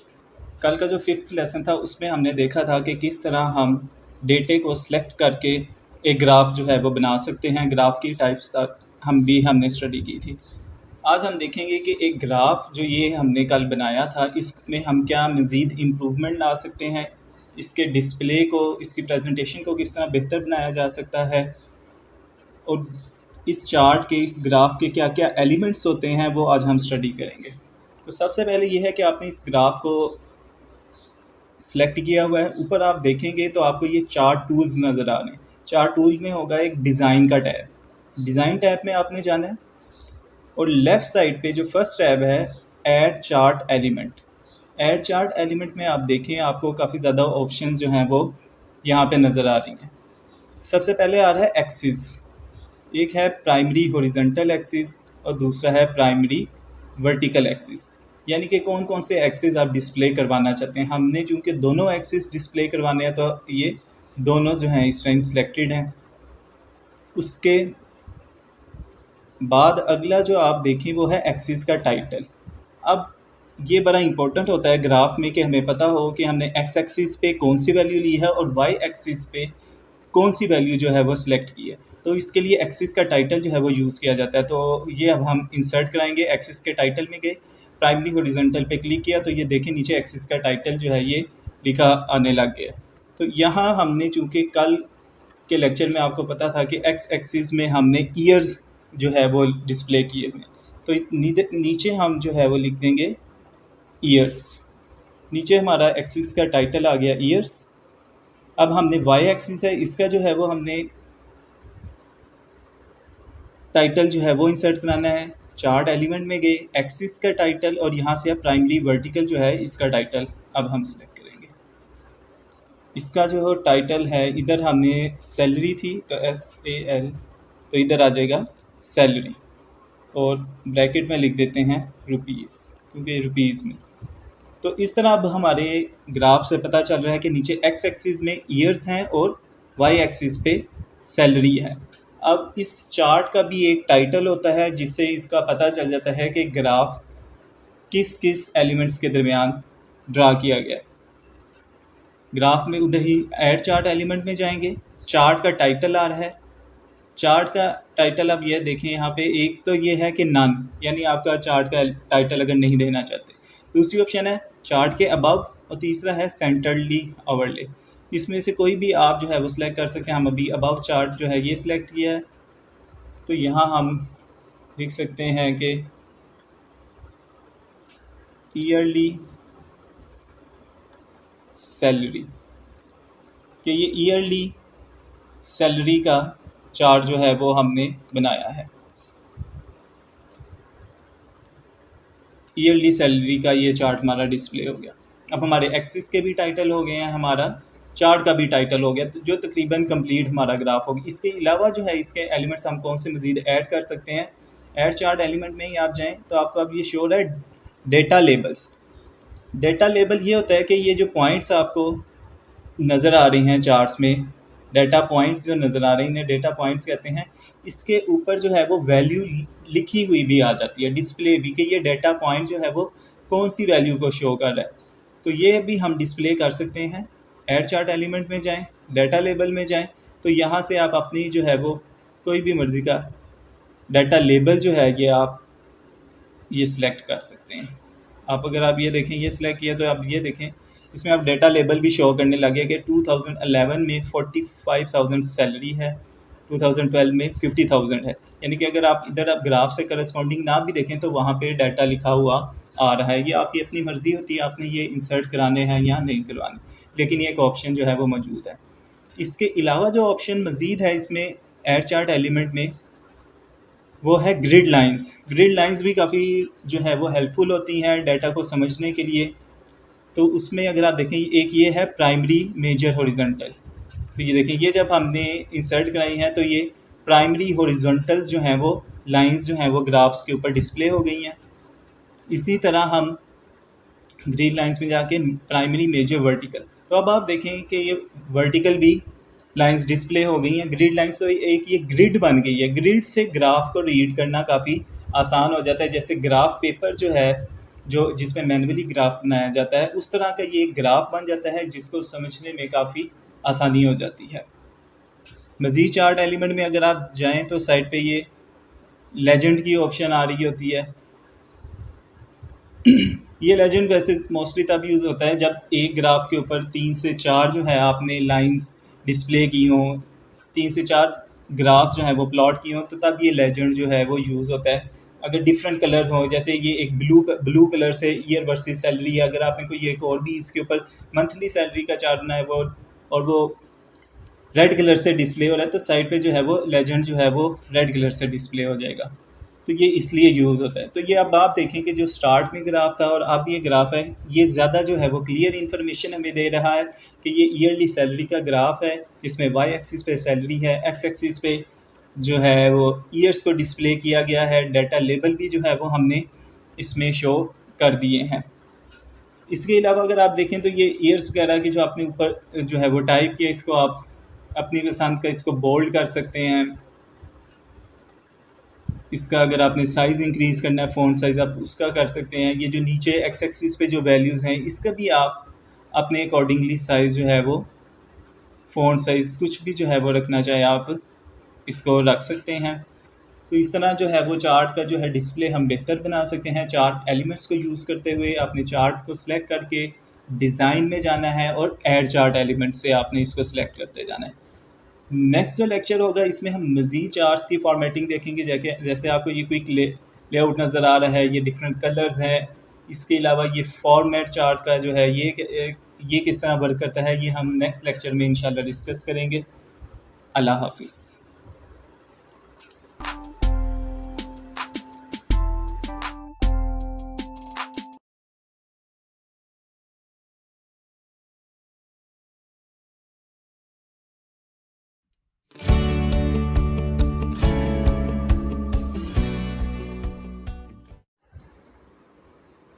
अस्सलाम वालेकुम। माइक्रोसॉफ्ट एक्सेल के कोर्स की आज 7वीं वीडियो है। आज के टास्क में हम सीखेंगे कि कॉलम ग्राफ क्या होता है और कॉलम ग्राफ किस लिए बनाया जाता है, और आखिर में हम एक सैम्पल डेटा को लेते हुए कॉलम ग्राफ को प्लॉट भी करेंगे। तो कॉलम ग्राफ में आप देखें कि ये मैंने एक पिक्चर जो है वो कॉलम ग्राफ की लगाई हुई है। इससे हमें ये पता चल रहा है कि कॉलम ग्राफ मेनली यूज़ होता है डेटा को कंपेयर करने के लिए। अब आप ये देखें कि जैसे ये एक मंथली सेल्स का डाटा है 2016 का, और नीचे जो है हमारे पास जो है हमारे मंथ्स हैं, और वाई एक्सिस पे नंबर ऑफ़ सेल्स जो हैं वो प्रोडक्ट्स की शो की हुई हैं। तो इससे हमें डाटा से हमें ये पता चल रहा है, कंपैरिजन करवाया गया है डिफरेंट मंथ्स का कि जनवरी में कम है और फरवरी में ज़्यादा हुई हैं सेल, और मार्च में सेल्स जो हैं फरवरी से ज़्यादा हैं, अप्रैल में उससे ज़्यादा हैं, और मई में जो है सेल्स वो अप्रैल से कम हो गई हैं, फिर ज़्यादा हो रही हैं। यानी कि डाटा को आप कंपेयर करवा सकते हैं कि क्या डाटा इंक्रीज़ हो रहा है या डिक्रीज़ हो रहा है या स्टेबल रह रहा है डाटा। तो इसका यूज़ जो है वो ये है कि डाटा को हम कंपेयर करवा सकते हैं। अब हम इसको ये सीखते हैं कि प्लॉट कैसे करते हैं। इसके लिए मैंने ये यहाँ पे सैम्पल डेटा जो है ये ऑलरेडी सिलेक्ट किया हुआ है। मंथ्स और कोरोना के केसेस का जो कि एक रैंडम डाटा जो है वो मैंने उससे लिख लिया है, जिसमें मंथ्स हैं फरवरी टू जून, और नंबर ऑफ़ केसेस डाटा के लिखे हुए हैं कि कितने कोरोना केसेस रिपोर्ट हुए। ये फर्जी हैं, ये एक्यूरेट नहीं है, खुद से मैंने लिखे हैं। तो कॉलम ग्राफ बनाने के लिए हमने क्या करना है, हमने इस डाटा को सिलेक्ट करना है। डाटा को सिलेक्ट किया, इंसर्ट में गए। इंसर्ट में जाके आप देखें ये आ रहा है insert column chart. Column chart में जाके हमने इसको सिलेक्ट कर लिया। तो आप देखें ये बहुत इजीली उसने एक ग्राफ जो है एक्सेल ने प्लॉट कर दिया है, जिसमें आपको बहुत आसानी से समझ लग रहा है कि फरवरी में केसेस कितने हैं, मार्च में, अप्रैल में। कॉलम्स की फॉर्म्स में देखें कि इंक्रीजिंग कॉलम हो रहा है, कॉलम की लेंथ बढ़ रही है, जिसका मतलब ये है कि नंबर ऑफ़ केसेस इंक्रीज़ हो रहे हैं। इसकी हम मज़ीद जो है वो फॉर्मेटिंग कर सकते हैं ताकि इजीली समझ आ सके। टाइटल को अगर आपने चेंज करना है तो आप यहाँ पे लिख सकते हैं जैसे कि monthly corona cases, monthly corona cases हमारे पास आ गए। इसी तरह हम वाई एक्सिस जो है डिज़ाइन में जाएंगे, ऐड चार्ट एलिमेंट में गए, एक्स एक्सिस के टाइटल में जाके इसका हम टाइटल लिख लेंगे कि इधर आ रहे हैं हमारे पास केसेस हमारे पास वाई एक्सिस पे आ रहे हैं। नीचे एक्सिस का हमें पता है कि वहाँ पे मंथ्स लिखे हुए हैं क्योंकि नेम लिखा हुआ है फरवरी, मार्च, अप्रैल का। अब हम इसमें मज़ीद क्या फॉर्मेटिंग कर सकते हैं ताकि हमारा डिस्प्ले मज़ीद आसान हो सके। आपने इन कॉलम्स को सिलेक्ट करना है, राइट क्लिक करना है। अब राइट क्लिक के बाद आप देखें यहाँ पे ऑप्शन आ रही है ऐड डाटा लेबल्स की। आपने यहाँ पे डाटा लेबल्स जो हैं वो ऐड कर देने हैं। डाटा लेबल से देखें आपके पास जो केसेस हैं वो हर कॉलम के ऊपर लिखे हुए नज़र आ रहे हैं। जैसे अप्रैल में देखें कि 50,000 ऊपर लिखा हुआ आ रहा है, आपको वाई एक्सिस की तरफ देखने की ज़रूरत नहीं पड़ेगी। आपको इजीली एक ही मरतबा देख के पता चल जाएगा कि किस मंथ में कितने केसेस हैं, और आप उसके जो साथ वाला जो मंथ है कोई भी वैल्यू उसके साथ कंपेयर करवा सकते हैं कि जी मार्च में 10,000 थे, अप्रैल में 50,000 हो गए जो ज़्यादा हो गए, मई में 1 लाख हो गए जो कि मज़ीद ज़्यादा हो गए। डाटा को कंपेयर करने में आपके लिए आसानी हो जाएगी। इसके अलावा हम इसमें ये कर सकते हैं कि ट्रेंड लाइन भी ड्रा कर सकते हैं। ट्रेंड लाइन जो हमें बताएगी कि हमारा जो ट्रेंड जा रहा है डेटा का वो इंक्रीजिंग है या डिक्रीजिंग है, यानी कि हमारी केसेस जो हैं वो इंक्रीज़ हो रहे हैं या डिक्रीज़ हो रहे हैं। ट्रेंड लाइन जो है वो इस सिलसिले में बहुत इम्पोर्टेंट होती है। उसके लिए भी आपने क्या करना है कि ये सिलेक्ट किया कॉलम्स को, राइट क्लिक किया तो आप इधर देखेंगे ऐड ट्रेंड लाइन की ऑप्शन आ रही है। इस पर क्लिक किया तो आप देखें कि ये ट्रेंड लाइन जो है वो डॉटेड ब्लू कलर में ट्रेंड लाइन जो है वो शो कर दी है। इसकी हम फॉर्मेटिंग भी कर सकते हैं। ये देखें साइड पे फॉर्मेटिंग आ गई है, लीनियर टाइप है ट्रेंड लाइन की। इसकी फॉर्मेटिंग के लिए हमने सॉलिड लाइन सेलेक्ट कर लेते हैं, और ये डॉटेड है, इसको लाइन में चेंज करने के लिए ये डैश टाइप जो आ रही है यहाँ पे डैश टाइप की ऑप्शन है राइट साइड पे, इसको सॉलिड लाइन जो है ये सिलेक्ट किया। अब ये ट्रेंड लाइन से हमें ये पता चल रहा है कि हमारा जो डाटा का ट्रेंड है वो इंक्रीजिंग है, यानी कि पहले कम था और ये ऊपर की तरफ लाइन जो है हमारी इंक्रीज होती जा रही है मंथ्स में। जैसे जैसे मंथ आगे जाते जा रहे हैं हमारे केसेस बढ़ते जा रहे हैं, यानी कि हमारा जो ट्रेंड है वो इंक्रीजिंग ट्रेंड है। तो इस तरह हम ट्रेंड लाइन भी ड्रा कर सकते हैं। डाटा लेबल्स जो हैं आप इनको सिलेक्ट करके भी इसकी थोड़ी सी फॉर्मेटिंग कर सकते हैं। डाटा लेबल को सिलेक्ट किया है आपने, लेबल की ऑप्शंस में जाएं आप, तो यहाँ पे भी इसके लेबल की पोजीशन ज़्यादा इंपॉर्टेंट होती है। अब जैसे ट्रेंड लाइन जो है उसको क्रॉस कर रही है तो आप इसको इनसाइड एंड पे कर सकते हैं, सेंटर में कर सकते हैं, यानी कि डाटा जो हमने लिखा है हम उसकी पोजीशन कहीं भी चेंज कर सकते हैं। तो इस तरह हमारी जो है इस ग्राफ की काफ़ी अच्छी जो है वो सेटिंग हो जाती है। हमें बहुत अच्छे तरीके से समझ लग जाती है कि हमारा डेटा जो है वो क्या है, किस तरह हम उसको कंपेयर कर सकते हैं, हमारे डेटा का ट्रेंड क्या है। तो आज का लेसन जो था वो सिर्फ इतना सा था कि कॉलम चार्ट क्या होता है, किस लिए यूज़ किया जाता है और हम इसको किस तरह ड्रा कर सकते हैं, और एंड पे ट्रेंड लाइन भी हम इसमें कैसे बना सकते हैं। शुक्रिया। नेक्स्ट लेक्चर में हम पाई चार्ट जो होता है उसके बारे में स्टडी करेंगे। अल्लाह हाफिज़।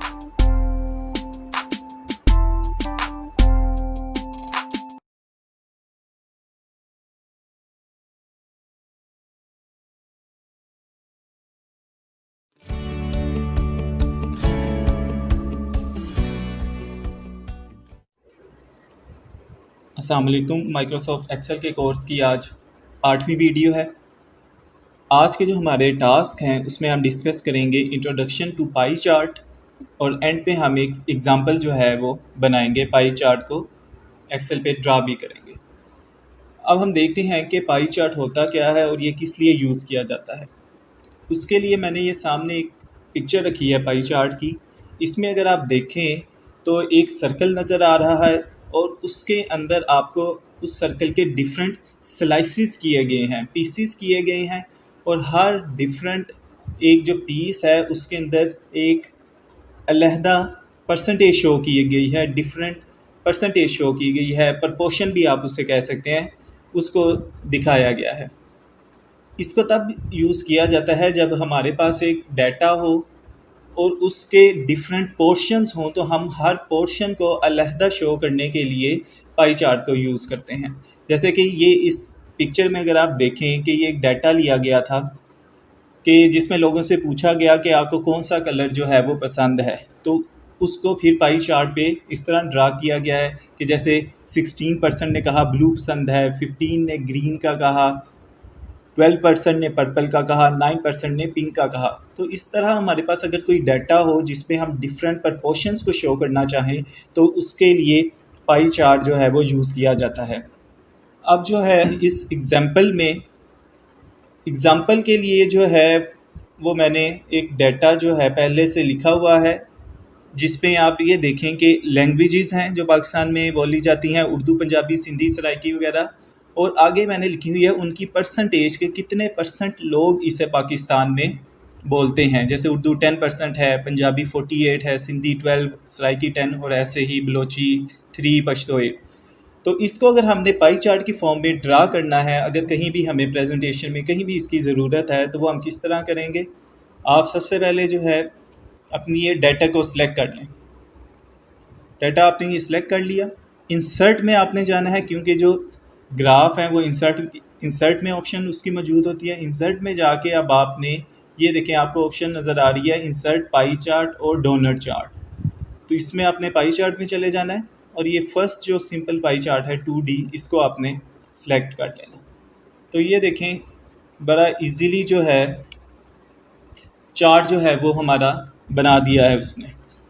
इसकी हम मज़ीद जो है वो बेहतर जो है वो फॉर्मेटिंग करेंगे। चार्ट का टाइटल जो है वो आप कोई भी दे दें, जैसे कि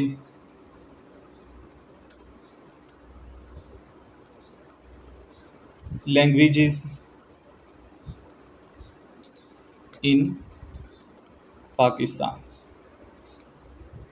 अब आप ये देखें कि नीचे इसमें चार्ट के जो सर्कल है इसमें डिफरेंट कलर्स हैं और हर कलर का नीचे जो है उन्होंने लेजेंड जो है वो दिया हुआ है। जैसे ये पंजाबी है, इसका ये मैरून कलर है, उर्दू के लिए ब्लू कलर यूज़ किया गया है, सराइकी के लिए पर्पल कलर जो है वो यूज़ किया गया है। तो इस तरह जो है वो उसने हमारे लिए पाई चार्ट ड्रा कर दिया है। लेकिन अब हम इसको मज़ीद जो है वो इसकी प्रेजेंटेशन बेहतर बनाने के लिए इसमें क्या कर सकते हैं, आपने इस पाई चार्ट को सिलेक्ट करना है, राइट क्लिक की तो इधर ऑप्शन आ रही है ऐड डाटा लेबल्स की। तो आपने डाटा लेबल जो है वो ऐड कर देने हैं। अब आप देखें कि जो इसके अंदर जो हमारी परसेंटेज भी थी, जैसे पंजाबी 48% लोग बोलते हैं तो उसमें 48% लिखा हुआ भी नज़र आ रहा है। 12% लोग सिंधी बोलते हैं तो उसमें सिंधी का 12% हमें लिखा हुआ भी नज़र आ रहा है। यानी कि अब हमारा जो उसको समझना है वो मज़ीद आसान हो गया है। इसको मज़ीद जो है वो बेहतर बनाने के लिए आप ये देखें कि ऊपर की तरफ मूव करें, डिज़ाइन टूल्स के अंदर ये मुख्तलिफ ऑलरेडी बिल्ट इन जो है वो एक्सेल ने इसके फॉर्मेट्स दिए हुए हैं। ये ऑलरेडी जो हम यूज़ करें वो है फॉर्मेट इसके साथ वाला है, ये देखें आप।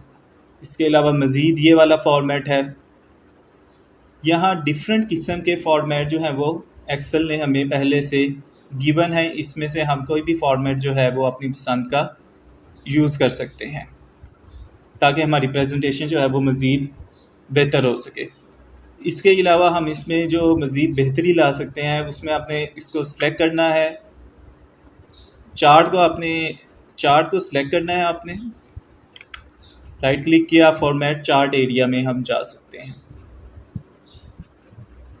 फॉर्मेट चार्ट एरिया के अंदर फिल की ऑप्शन है हमारे पास। इसका देखें बैकग्राउंड जो है वो हमारा चेंज हो गया, सॉलिड फिल करना है तो ये सॉलिड फिल में ब्लू कलर है, नीचे से आप कलर चेंज जो है वो कोई भी कलर चेंज कर सकते हैं। इसके अलावा इसमें एक ऑप्शन आती है पिक्चर फिल की भी, यानी कि अगर हम बैकग्राउंड में कोई अपनी पसंद की कोई पिक्चर भी अगर हम लगाना चाहें तो वो भी हम पाई चार्ट में लगा सकते हैं। फिल में जाके ये देखें पिक्चर और टेक्सचर फिल है, पिक्चर फिल में जाएंगे तो और ये नीचे आ रहा है file, insert picture from file. तो फाइल की ऑप्शंस में जाके आप कोई भी जो है पिक्चर, जैसे ये सैंपल के तौर पे मैं ये पिक्चर ले लेता हूँ, ये पिक्चर जो है इसके बैकग्राउंड में भी लग सकती है। इसके अलावा मज़ीद आप इसमें जो है वो कुछ चेंजिंग कर सकते हैं। ये जो हमारे डाटा लेबल्स थे इसको भी हम चेंज कर सकते हैं।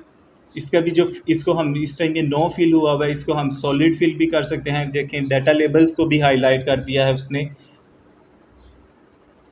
तो इस तरह आप इसको अगर देखें फॉर्मेट एरिया में जाके तो इसकी काफ़ी ज़्यादा जो है वो आप ऑप्शन जो है मौजूद होती हैं जिसके ज़रिए आप इसको बेहतर बना सकते हैं। बेसिक इसमें ये था कि हमने डाटा को सिलेक्ट करना है, पाई चार्ट में जाना है, पाई चार्ट में जाके हमने ये चार्ट जो है वो ड्रा कर लिया है। इसकी और भी टाइप्स होती हैं, जैसे अगर मैं अब इसको डिलीट करता हूँ या इसको नीचे कर देते हैं, नया एक हम चार्ट जो है वो बनाते हैं। अगर हम नया चार्ट अगर हम बनाना चाहें, इंसर्ट में गए, ये हमने डाटा सेलेक्ट किया है, पाई चार्ट के अंदर डिफरेंट चार्ट्स की भी ऑप्शन मौजूद है। तो अगर आप ये देखें, ये 3D पाई चार्ट की भी ऑप्शन मौजूद है। अब आप देखें, पहले वो सर्कल जो था वो 2D था, अब इसमें 3D पाई चार्ट जो है वो एक डिस्क की फॉर्म में वो हमें बना दिया है, जो कि सेम वैल्यूज़ को रिप्रेजेंट कर रहा है, लेकिन एक डिफरेंट तरीके से 3D फॉर्म में जो है वो शो कर रहा है। इसमें भी वही पंजाबी के लिए उसने मैरून सा कलर यूज़ किया। इसमें भी हम अगर डाटा लेबल को इंसर्ट कराना चाहें, उसी तरह राइट क्लिक करके डाटा लेबल में जाके हम डाटा लेबल को इंसर्ट करा सकते हैं। तो देखें आप 48% 12% लिखा हुआ आ गया है। इसको भी अगर हमें साइज़ इंक्रीज़ करना है, जो हमारा ऊपर टेक्स्ट लिखा हुआ है, टेक्स्ट को सिलेक्ट करें, होम में जहाँ पे टेक्स्ट की ऑप्शन होती है वहाँ पे जाके आप इस टेक्स्ट के साइज़ को बड़ा भी कर सकते हैं, बोल्ड करना है बोल्ड कर लें, ताकि मज़ीद जो है वो बेहतर तरीके से हमें नज़र आ सके। चार्ट के टाइटल को भी एडिट किया जा सकता है, यानी कि जो हमने एडिट चीज़ें हमने 2D फॉर्मेट में हमने पहले की थी, वही सेम हम ये 3D जो चार्ट हमने की ऑप्शन मौजूद है, इसमें भी हम कर सकते हैं।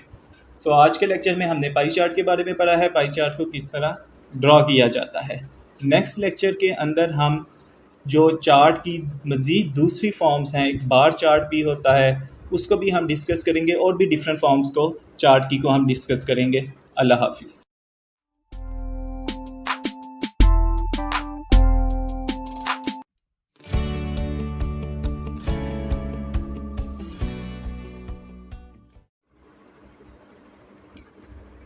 अस्सलाम वालेकुम। माइक्रोसॉफ्ट एक्सेल के कोर्स की आज 9th क्लास है। आज के टास्क में शामिल है कॉम्बो चार्ट। कॉम्बो चार्ट की हम इंट्रोडक्शन पढ़ेंगे कि कॉम्बो चार्ट किस लिए यूज़ किया जाता है, और एंड पे हम एक एग्ज़ाम्पल भी जो है वो कॉम्बो चार्ट की एक्सेल पे ड्रा करेंगे डाटा को यूज़ करते हुए। सबसे पहले हम देखते हैं कि कॉम्बो चार्ट जो है वो क्या होता है। कॉम्बो चार्ट दरअसल कम्बिनेशन है चार्ट्स का। उसके लिए ये मैंने एक पिक्चर जो है वो पहले इधर शो की हुई है कॉम्बो चार्ट की। इसमें आप देखें कि कॉलम चार्ट, ये जो ब्लू कलर में जो है वो कॉलम शो हो रही हैं, और इसके अलावा मैरून कलर में जो लाइन शो हो रही है, यानी कि कॉलम चार्ट और लाइन चार्ट को हमने एक सिंगल चार्ट के ऊपर ड्रा किया है, इसलिए इसको कॉम्बो चार्ट यानी कम्बिनेशन चार्ट कहा जाता है।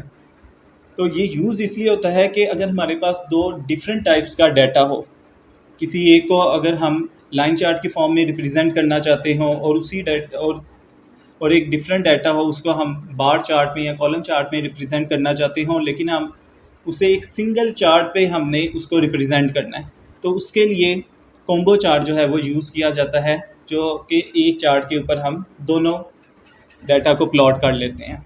इसको प्लॉट करने के लिए पिक्चर को जो है वो नीचे कर दिया।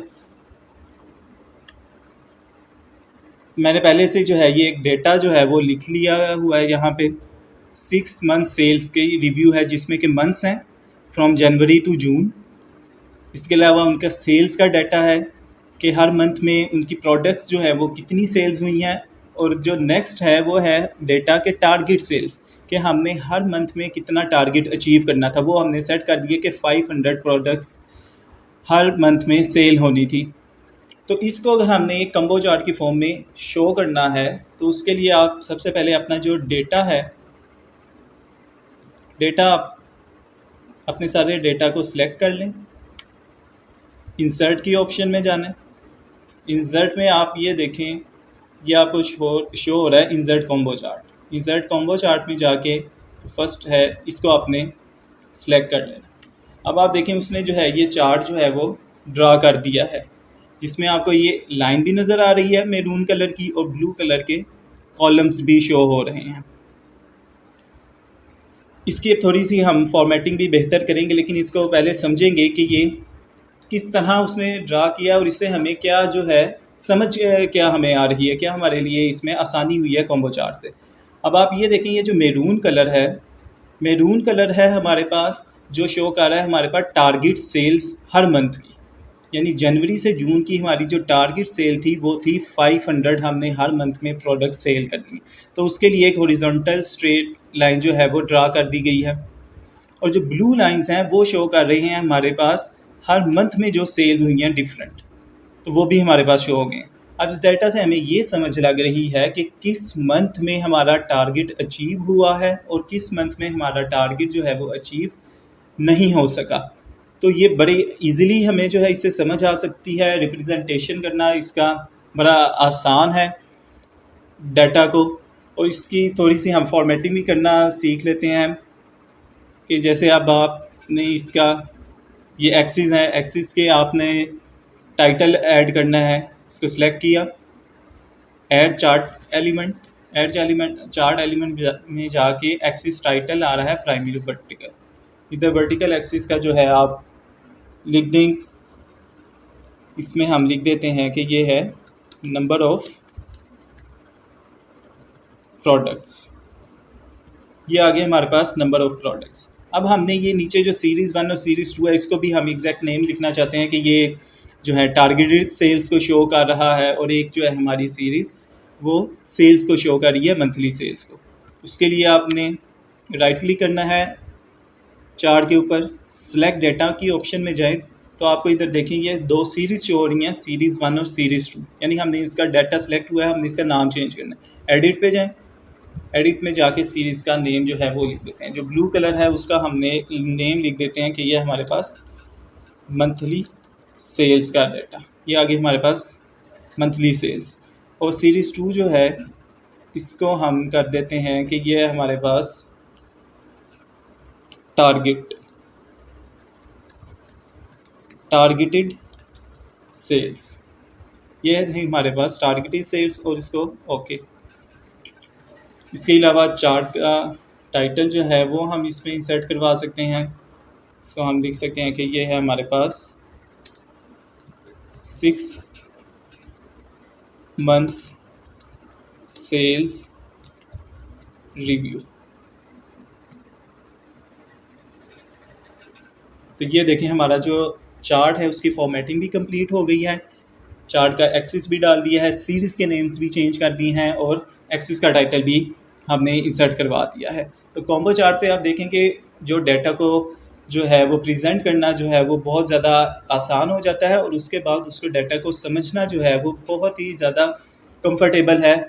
इसमें आप डिफरेंट किस्म के डाटा जो है वो ड्रा कर सकते हैं, जैसे आप अपने स्टूडेंट्स का भी डाटा बता सकते हैं कि पासिंग मार्क्स फॉर एग्जांपल 50 हैं, तो किस किस स्टूडेंट के उससे ज़्यादा आए हैं मार्क्स, किसके कम आए हैं। जैसे ये सेल्स का जो है वो डाटा इसमें आप जो है वो लिख सकते हैं, कोई रेवेन्यू का डाटा आप इसमें लिख सकते हैं कि हमने जो हमारा टारगेटेड रेवेन्यू था वो इतना था, और अब हमने हर मंथ इतना रेवेन्यू जनरेट किया है। तो इसमें डिफरेंट किस्म के डाटा को हम प्लॉट कर सकते हैं और उसको प्रेजेंट कर सकते हैं। लेसन 9 में जो था वो आज के लिए सिर्फ इतना था। नेक्स्ट लेक्चर के अंदर हम मज़ीद जो है वो चार्ट की टाइप्स और एक्सेल को मज़ीद जो है वो सीखेंगे। तब तक के लिए अल्लाह हाफिज़।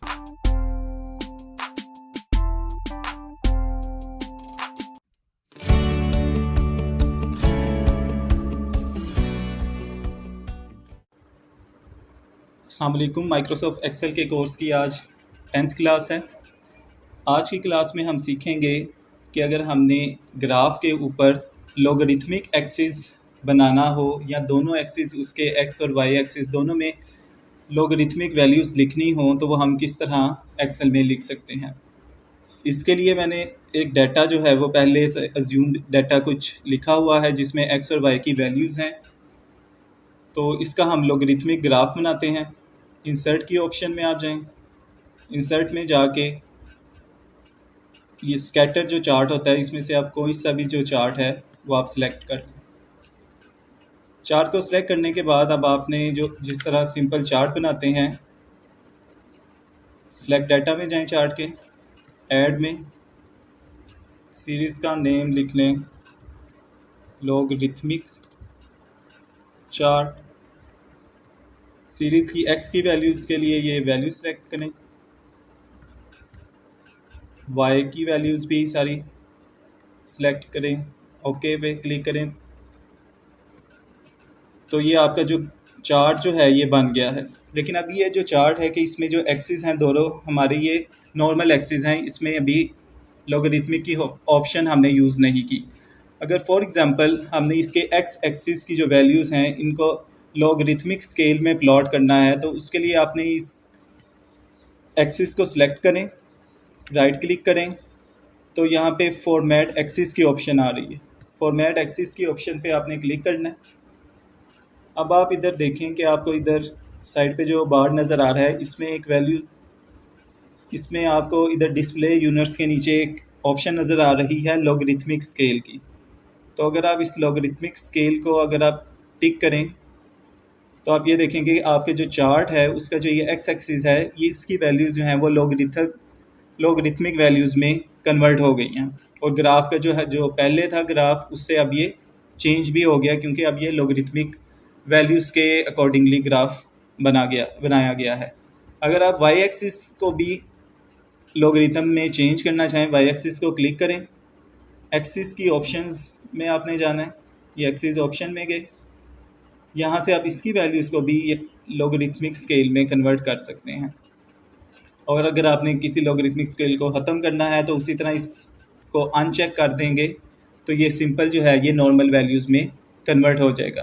तो इस तरह इजीली सिर्फ एक सिंगल स्टेप के थ्रू आप किसी भी चार्ट के कोई एक्सिस को अगर आप लॉगरिथमिक स्केल में चेंज करना चाहें तो हम उसको इजीली चेंज कर सकते हैं। आज की ये छोटी सी वीडियो थी जिसमें हमने सीखा है कि किस तरह हम चार्ट के एक्सिस को लॉगरिथमिक वैल्यूज़ में चेंज कर सकते हैं। अल्लाह हाफिज़।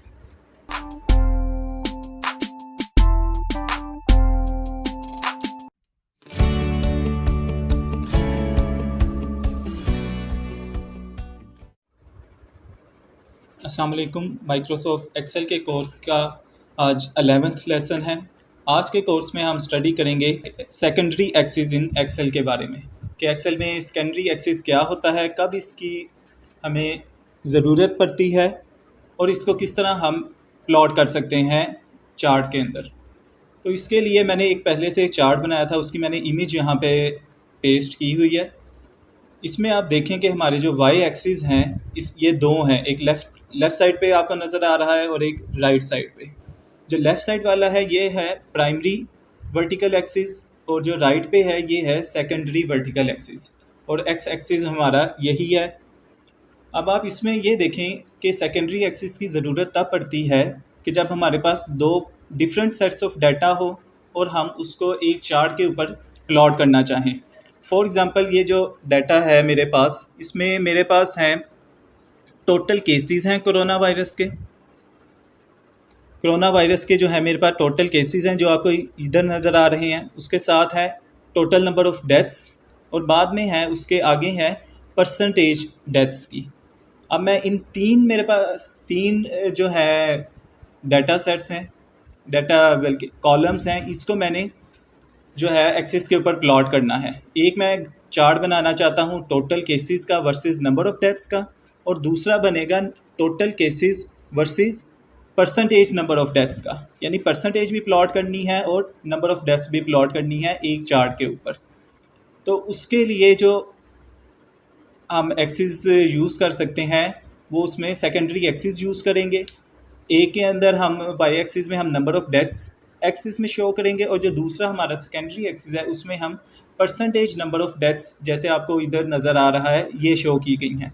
अब ये किस तरह बनाया जाता है इसके लिए अब हमने क्या करना है, सिंपली इंसर्ट में जाना है। इंसर्ट की ऑप्शन में जाके चार्ट्स में स्कैटर चार्ट्स में जाना है और आपने चार्ट जो है वो सिलेक्ट कर लिया। राइट क्लिक करके सिलेक्ट डाटा में जाएं, ऐड की ऑप्शन में सीरीज़ का नेम, पहला हम सीरीज़ का नेम रख लेते हैं कि ये है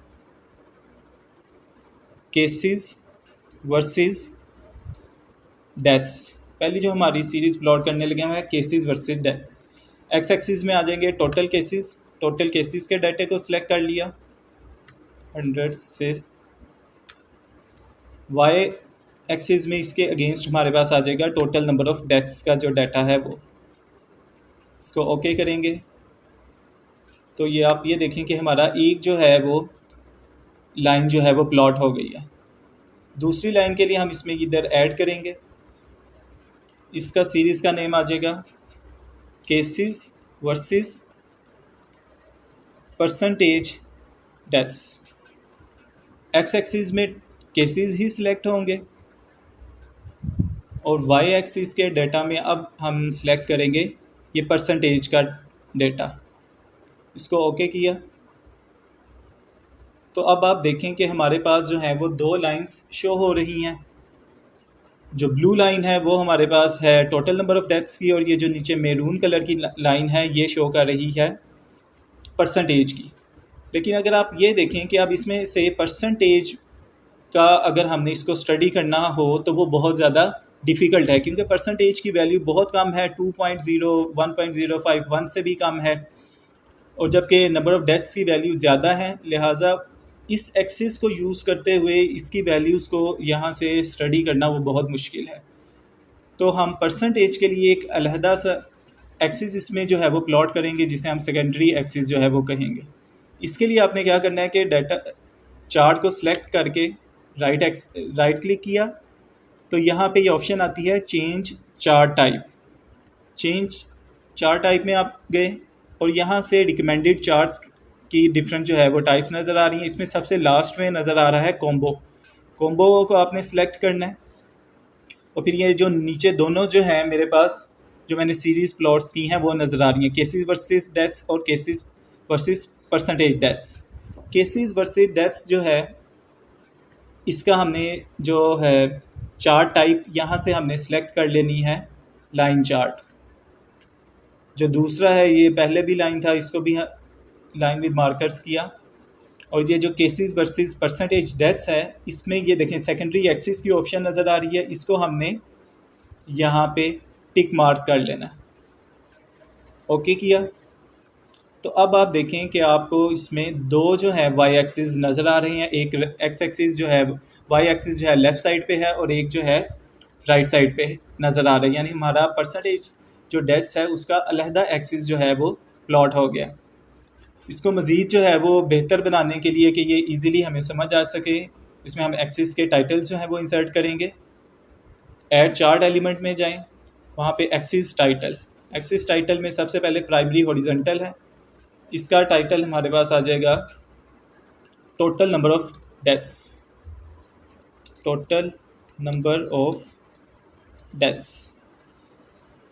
इसको हम बोल्ड कर लेते हैं और साइज़ इंक्रीज़। इधर आ गया टोटल नंबर ऑफ़ डेथ्स। अब जो हमारा वाई एक्सिस है primary Y axis, chart tool designs में गए, ऐड चार्ट एलिमेंट, एक्सिस का टाइटल और प्राइमरी वर्टिकल में हमारे पास है नंबर ऑफ़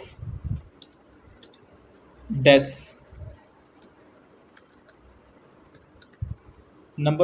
जो है हमारे पास इसके आगे प्राइमरी वर्टिकल में। और इसी तरह हम जो सेकेंडरी वर्टिकल एक्सिस है इसका भी हम चार्ट का वो एक्सिस का टाइटल जो है वो इंसर्ट करवाएंगे। इधर आप ऑप्शन देखें सेकेंडरी वर्टिकल के एक्सिस आ गया। इसका जो हमारे पास चार्ट का टाइटल है वो एक्सिस का टाइटल है वो आ जाएगा परसेंटेज डेथ्स। ये आ गया परसेंटेज डेथ्स। इसके अलावा अब हम कर लेते हैं इस चार्ट का टाइटल बव चार्ट, और इधर आ जाएगा इस चार्ट का टाइटल जिसको हम लिख सकते हैं कि ये हमारे पास है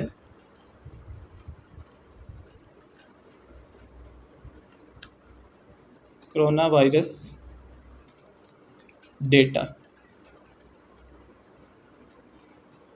इसको मज़ीद इसमें हम एक चीज़ इंट्रोड्यूस करवा सकते हैं, वो है लेजेंड।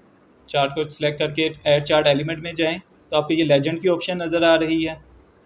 इसमें हम इधर बॉटम पे लेजेंड जो इंट्रोड्यूस किया है, इससे ये पता चल जाएगा कि जो ब्लू कलर की जो लाइन है वो शो कर रही है केसेस वर्सेस डेथ्स की सीरीज़ को, और जो मैरून कलर है वो शो कर रहा है केसेस वर्सेस परसेंटेज डेथ्स को। तो इस तरह अब आप देखें कि हमारे पास दो डिफरेंट किस्म का डेटा था और हमने उसको एक सिंगल चार्ट के ऊपर प्लॉट कर लिया है। और हमारे पास जो एक्सिस हैं वो भी दो यूज़ हुए हैं। जो लेफ़्ट साइड का एक्सिस है ये यूज़ होगा हमारे पास नंबर ऑफ डेथ्स को स्टडी करने के लिए। और जो राइट साइड का जो एक्सिस है जिसमें स्केल डिफरेंट है, वैल्यूज़ डिफरेंट है, ये हमारा यूज़ होगा परसेंटेज नंबर ऑफ डेथ्स जो हुई हैं उसको स्टडी करने के लिए। तो इस तरह जो है वो सेकेंडरी एक्सिस काफ़ी यूज़फुल होता है हमारे डाटा को प्लॉट करने के लिए। आज का लेसन सिर्फ इतना सा था। नेक्स्ट लेक्चर के अंदर हम मज़ीद जो है वो ग्राफ्स की डिटेल को स्टडी करेंगे। अल्लाह हाफिज़।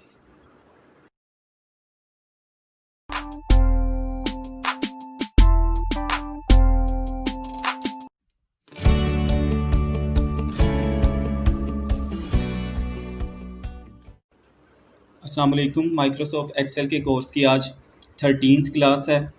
आज की क्लास में हमने सीखना है कंडीशनल फॉर्मेटिंग। कंडीशनल फॉर्मेटिंग तब की जाती है जब आप कोई भी डाटा को अपनी किसी भी कंडीशन के मुताबिक उसको आप सॉर्ट करना चाहें, उसका एनालिसिस करना चाहें। फॉर एग्ज़ाम्पल उसके लिए मैंने एक ये टेबल बनाया हुआ है जो कि क्लास रिज़ल्ट का है, जिसमें स्टूडेंट का नेम है, टोटल मार्क्स हैं, ऑब्टेन्ड मार्क्स हैं और एंड पे एक रिज़ल्ट का कॉलम है। इसकी कंडीशनल फॉर्मेटिंग अगर हमने करनी हो तो फॉर एग्ज़ाम्पल ये ऑब्टेन्ड मार्क्स का जो कॉलम है इसको हमने सेलेक्ट किया और आपको होम टैब के अंदर ये इधर बिल्कुल ऊपर एक टैब नज़र आ रहा है कंडीशनल फॉर्मेटिंग का। इसमें आप जाएं, सबसे पहली ऑप्शन नज़र आ रही है हाईलाइट सेल रूल्स। इसके अंदर आप डिफरेंट रूल्स हैं जिनके मुताबिक आप डाटा को फॉर्मेट कर सकते हैं। सबसे पहली ऑप्शन नज़र आ रही है ग्रेटर दैन की। ग्रेटर दैन को क्लिक करें तो आपसे ये पूछते हैं कि आप कौन से डाटा को हाईलाइट करना चाहते हैं। यहाँ पे जो डिफ़ॉल्ट वैल्यू है वो है 62.5। अगर हम यह चाहते हैं कि 50 मार्क्स से ग्रेटर जो वैल्यूज़ हैं उनका कलर जो है, ये द कलर्स की भी ऑप्शन है जो आप अपनी पसंद का कलर सेलेक्ट करना चाहें। जैसे ये है कि रेड टेक्स्ट हो जाए, 50 मार्क्स से जो अबव वैल्यूज़ हैं उनका जो टेक्स्ट का कलर है वो रेड हो जाए, तो वो हमने सेलेक्ट किया। ओके का बटन दबाए। अब आप देखें कि जिन स्टूडेंट्स के मार्क्स 50 से अबव थे उनके कलर जो है वो टेक्स्ट का वो रेड हो गया है। जैसे ये 80, 88, 60, 67। इसी तरह अगर आपने इस फॉर्मेटिंग को रिमूव करना है तो इसको सिलेक्ट करें, डाटा को, कंडीशनल फॉर्मेटिंग में जाएं और नीचे ये ऑप्शन नज़र आ रही है क्लियर रूल्स।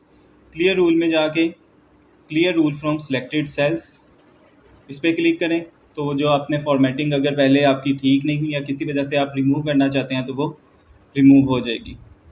मज़ीद जो फॉर्मेटिंग की ऑप्शंस इसमें अवेलेबल हैं वो ये है कि conditional formatting, highlight cell rules में जाएं। इसी तरह ग्रेटर दैन की ऑप्शंस थी, इसी तरह एक ऑप्शन है लेस दैन की।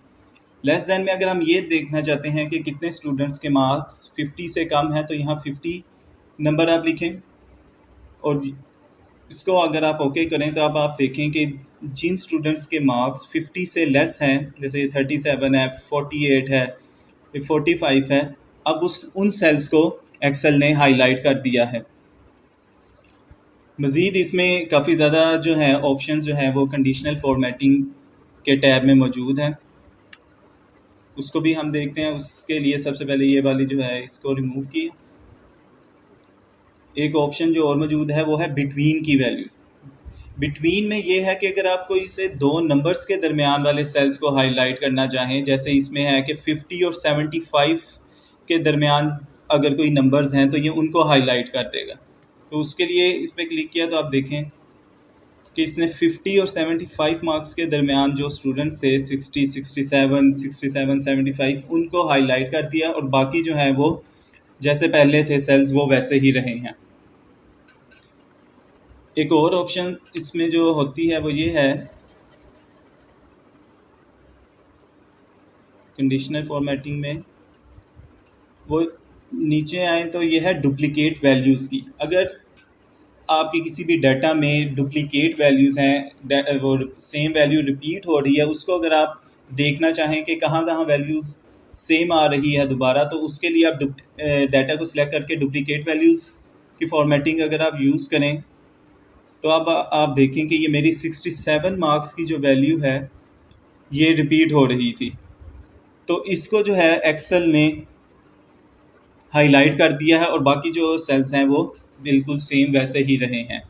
तो इस तरह जो है डाटा को एनालाइज करने में, उसको फॉर्मेट करने के लिए ये जो कंडीशनल फॉर्मेटिंग की जो एक्सेल जो है हमें सहूलत देता है, वो बहुत ज़्यादा जो है बेनिफिशियल है हमारे लिए।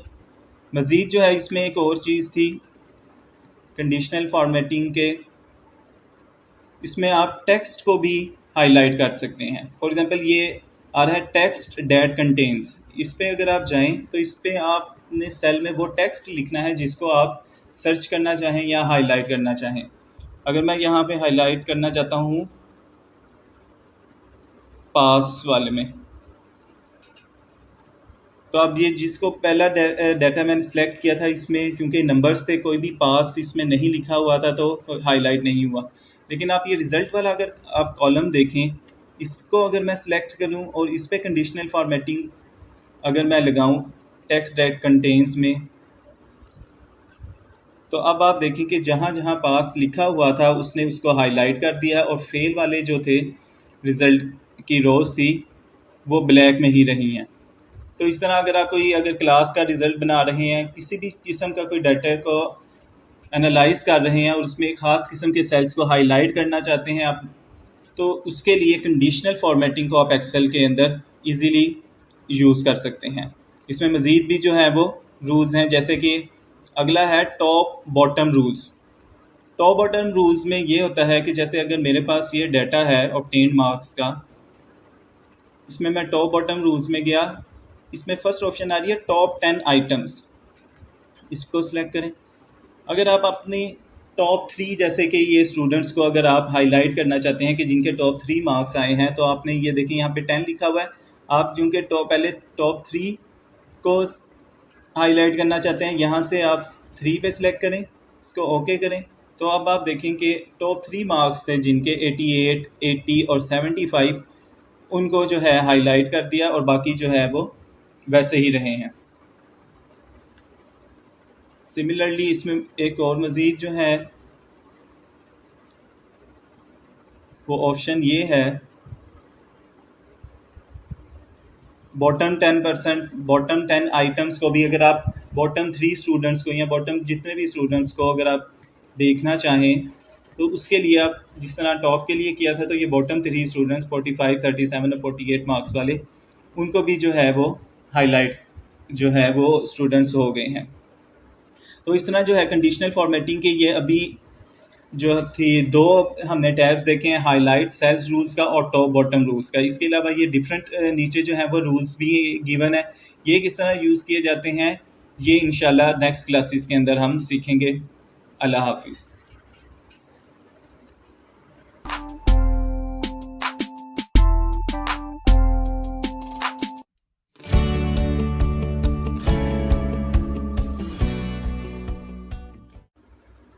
अस्सलाम वालेकुम। माइक्रोसॉफ्ट एक्सेल के कोर्स की आज 14th क्लास है।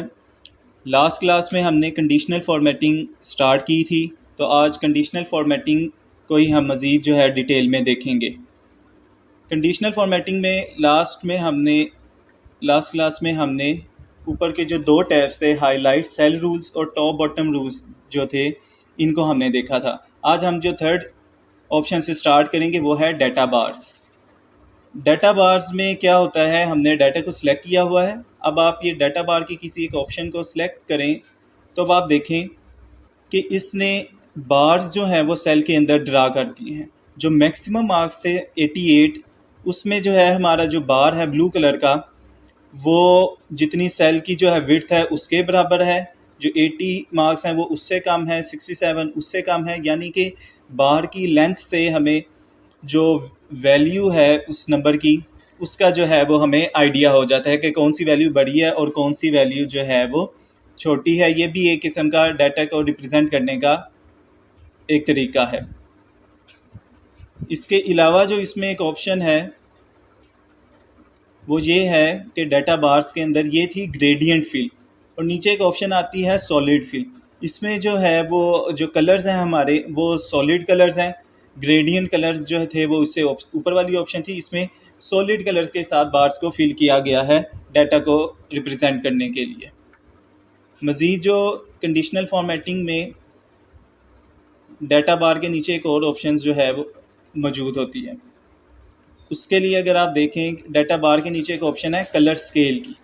कलर स्केल में आप देखें तो ये देखें, जब हमने डाटा को सिलेक्ट किया है तो इसने 3 कलर्स के अंदर जो है वो डिवाइड कर दिया है। इसमें है एक ग्रीन कलर्स के शेड है, एक ये येलो कलर के शेड है और एक जो रेड कलर के शेड है। जो ग्रीन कलर है वो रिप्रेजेंट कर रहा है हमारी टॉप वैल्यूज़ को, येलो जो है वो रिप्रेजेंट करता है जो मिडल में वैल्यूज़ हैं, और जो रेड कलर के शेड्स हैं ये रिप्रेजेंट करते हैं बॉटम वैल्यूज़ को, यानी कि सबसे एंड पे जो और सबसे कम वैल्यूज़ जो हैं उनको रेड कलर से उसने रिप्रेजेंट कर दिया है। तो 88 जो थी टॉप वैल्यू थी, इसको डार्क ग्रीन कलर है, 80 उससे लाइट ग्रीन कलर है, और 75 जो है वो ग्रीन कलर का सबसे लाइट शेड है। इसी तरह येलो कलर के 3 जो है वो शेड्स के साथ रिप्रेजेंट किया गया है, और फिर जो बॉटम में 3 वैल्यूज़ थी उनको रेड कलर से शो किया गया है, और जो 37 जो सबसे लास्ट सबसे कम नंबर थे उसको आप देखें सबसे जो डार्क रेड कलर है उससे रिप्रेजेंट किया गया है। तो इस तरह भी डाटा को समझना जो है वो काफ़ी आसान हो जाता है।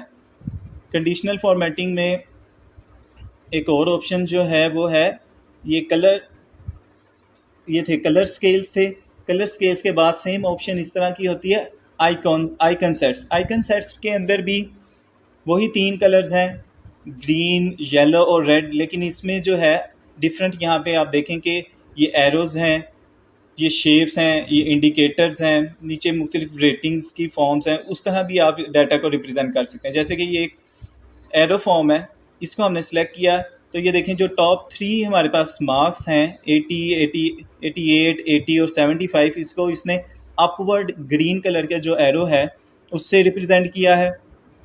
जो मिडल में 3 मार्क्स थे येलो कलर के, उसको जो है इसने जो राइट डायरेक्शन वाला जो एरो है उससे शो किया गया है, और जो बॉटम 3 मार्क्स हैं उसको डाउनवर्ड रेड एरो से शो किया गया है। तो इस तरह भी अगर आपके पास कोई डाटा मौजूद हो तो उसे हमें डाटा का ट्रेंड जो है वो इजीली समझ लग जाता है कि कौन सी वैल्यूज़ इंक्रीज़ हो रही हैं, कौन सी वैल्यूज़ जो हैं डिक्रीज़ हो रही हैं। इसमें इसकी के अगर आप देखें आइकन सेट्स के अंदर जो है नीचे रेटिंग्स की ऑप्शन भी मौजूद हैं। रेटिंग्स की ऑप्शन में ये डिफरेंट है, जैसे ये वाईफाई का अगर आप देखें कि उसके सिग्नल्स को जिस तरह शो किया जाता है ये उस तरह की ये रेटिंग है। नीचे ये स्टार्स की फॉर्म में रेटिंग है, ये नीचे ये जो है सर्कल की फॉर्म में है, ये स्क्वेयर्स की फॉर्म में रेटिंग है। तो ये डिफरेंट किस्म की जो है वो रेटिंग्स जो हैं वो शो की गई हैं ताकि डाटा को एनालाइज करना हमारे लिए और उसको फिर किसी दूसरे के सामने प्रेजेंट करना जो है वो आसान हो जाए। ये कंडीशनल फॉर्मेटिंग थी इससे पिछले लेक्चर में भी और अब के लेक्चर में भी कंप्लीट जो है कंडीशनल फॉर्मेटिंग जो एक्सेल हमें प्रोवाइड करता है वो हमने सीख ली है। अब आप देखें कि रिज़ल्ट के अंदर मैंने एक चीज़ यूज़ की हुई है, इसको मैंने अगर सेलेक्ट किया है तो आप देखें इधर फार्मूला बार के अंदर तो मैंने एक फार्मूला अप्लाई किया हुआ है इफ़ का, जिससे ऑटोमेटिकली ये मेरे डाटा को बता देगा कि कौन सा स्टूडेंट पास है और कौन सा स्टूडेंट जो है वो फेल है। तो ये किस तरह जो है इफ़ की कमांड लगा के हम डाटा को एनालाइज कर सकते हैं। तो नेक्स्ट लेक्चर के अंदर हम इफ़ का फार्मूला जो है वो सीखेंगे। इसके लिए आप मेरा नेक्स्ट लेक्चर जो है वो लाजमी देखें। अल्लाह हाफिज़।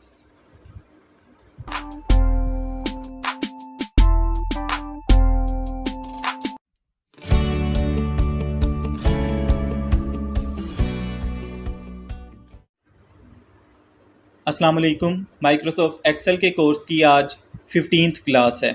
आज के क्लास में हमने स्टडी करना है if formula. If formula Microsoft Excel में तकरीबन सबसे ज़्यादा यूज़ होने वाला फार्मूला है और ये उतना ही हेल्पफुल भी है डाटा को एनालाइज करने में। इसका सबसे बड़ा फ़ायदा ये है कि इसमें आप एक लॉजिक लगाते हैं, एक लॉजिकल टेस्ट इसमें अप्लाई करते हैं और फिर जब वो लॉजिकल टेस्ट को एक्सेल प्रोसेस करता है उस प्रोसेस के बाद जो है एक्सेल रिज़ल्ट प्रेजेंट करता है कि आपने जो लॉजिकल टेस्ट जो है वो अप्लाई किया था डाटा के ऊपर क्या वो ट्रू है या फॉल्स है। अगर ट्रू है तो एक्सेल क्या रिज़ल्ट आपको देगा और फॉल्स है तो क्या आपको वो रिज़ल्ट देगा। अब हर फार्मूला की तरह इफ फार्मूला का एक सिंटेक्स है कि ये किस तरह हमने एक्सेल में इसको अप्लाई करना है। तो जैसे हमें पता है कि एक्सेल में कोई भी फार्मूला लिखने के लिए सबसे पहले हमने इक्वल का साइन जो है वो लिखना होता है। तो ये सबसे पहले हम इक्वल का साइन लिखेंगे। फिर है लॉजिकल टेस्ट। अब लॉजिकल टेस्ट ये है कि हमने कि क्या चीज़ इसमें एनालाइज करना चाहते हैं, हम किस तरह से डाटा को एनालाइज करना है। फॉर एग्ज़ाम्पल, ये मेरे पास एक क्लास के रिज़ल्ट का टेबल है और इसमें ये स्टूडेंट्स के मार्क्स लिखे हुए हैं। अब मैं ये एनालाइज करना चाहता हूँ, मैं ये देखना चाहता हूँ कि इनमें से कौन से स्टूडेंट्स जो हैं वो पास हैं या कौन से स्टूडेंट्स फेल हैं। अब पास या फेल का अंदाज़ा ऐसे होगा कि एक पासिंग क्राइटेरिया है। फॉर एग्ज़ाम्पल, हम पासिंग क्राइटेरिया रखते हैं कि जिन स्टूडेंट्स के 50 मार्क्स से अबव मार्क्स हैं वो पास हो जाएं और जिनके 50 से कम हैं वो फेल हो जाएं। तो ये वाला जो लॉजिकल टेस्ट है 50 मार्क्स का, ये हम इफ फार्मूला में अप्लाई करेंगे कि 50 मार्क्स वाले स्टूडेंट्स पास होंगे और 50 से ज़्यादा वाले पास होंगे और 50 से कम वाले फेल होंगे। तो इस तरह के लॉजिकल टेस्ट हम इफ फार्मूला में जो है वो अप्लाई करते हैं। और वैल्यू इफ़ ट्रू, आगे है वैल्यू इफ़ ट्रू।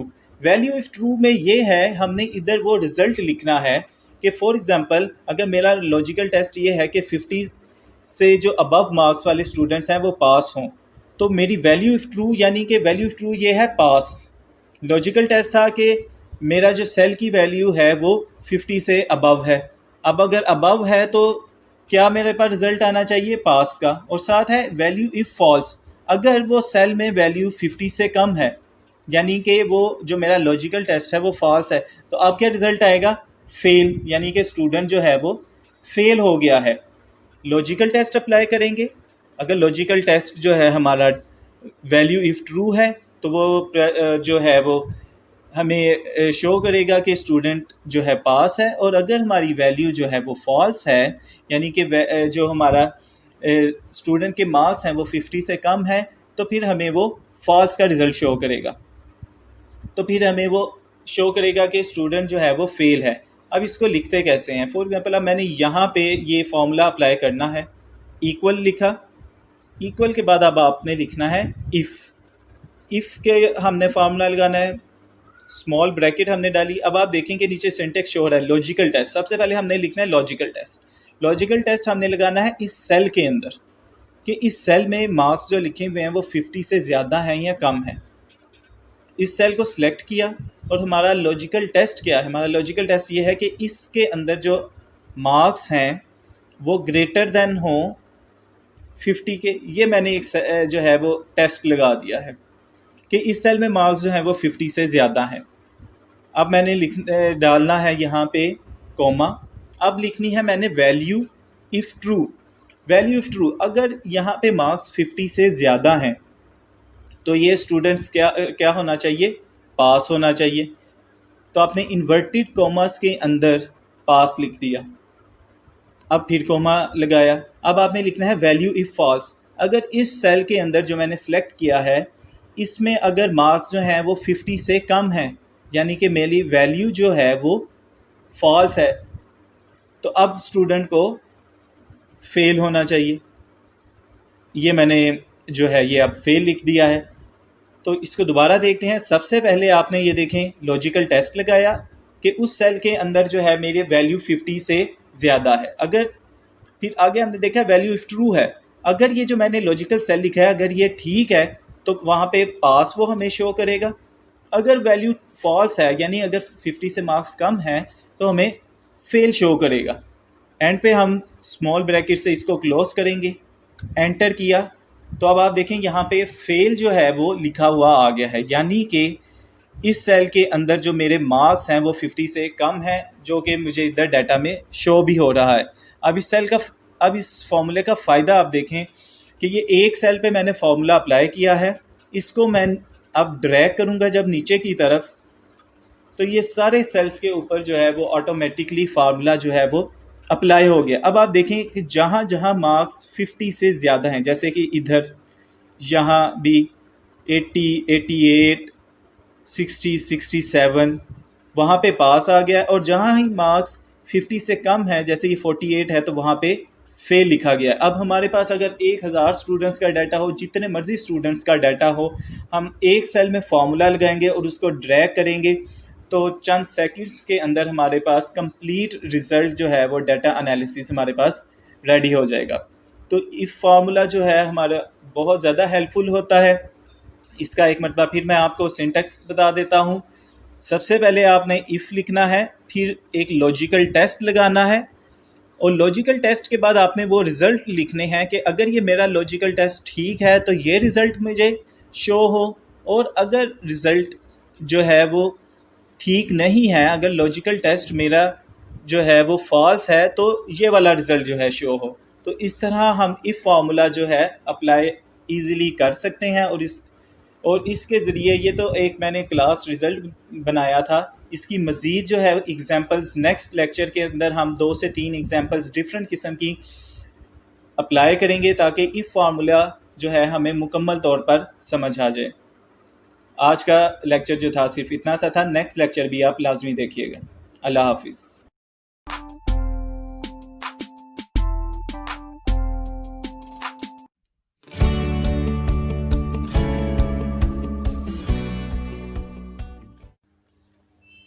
अस्सलाम वालेकुम। माइक्रोसॉफ्ट एक्सेल के कोर्स का आज 16th लेक्चर है। आज भी हम इफ़ फार्मूला जो हमने लास्ट टाइम 15th लेसन में हमने ये देखें इफ़ फार्मूले को स्टडी किया था, आज हम इफ़ फार्मूला की मज़ीद 2 एग्जांपल्स को डिटेल के अंदर स्टडी करेंगे। और लास्ट टाइम आपको याद होगा कि हमने जो ये फार्मूला अप्लाई किया था, इसमें हमारे पास 2 टेस्ट थे, एक ये देखें पास का था और एक फेल का था।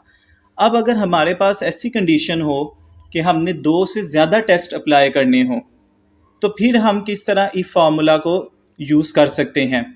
उसके लिए ये मैंने एक एग्जांपल 1 यहाँ पे लिखी है। इसको आप देखें कि हमने स्टूडेंट्स की ग्रेडिंग करनी है क्लास में। ये स्टूडेंट्स हैं, उनके मार्क्स आगे लिखे हुए हैं, और आगे अब हमने इनकी ग्रेडिंग करनी है कि किसका A+ आया है, किसका A ग्रेड आया है, और इस तरह हम उसकी D ग्रेड तक सारों को हम ग्रेड देंगे। तो उसके लिए हम ये फार्मूला किस तरह लिखेंगे।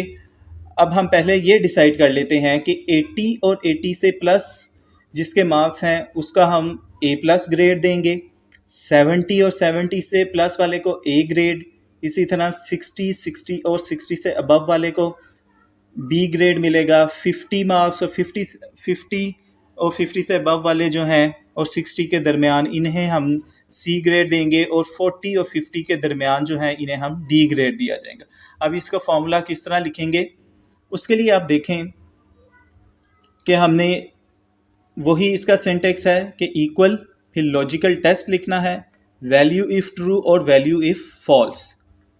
तो स्टार्ट करते हैं हम। सबसे पहले इक्वल लिखा, इक्वल के बाद आ जाएगा अब हमारे पास इफ़, ब्रैकेट क्लोज, हमने इस सेल के ऊपर फॉर्मूला लगा रहे हैं, वो आ गया H7। अब हम लॉजिकल टेस्ट है हमारा कि हमारी वैल्यू अगर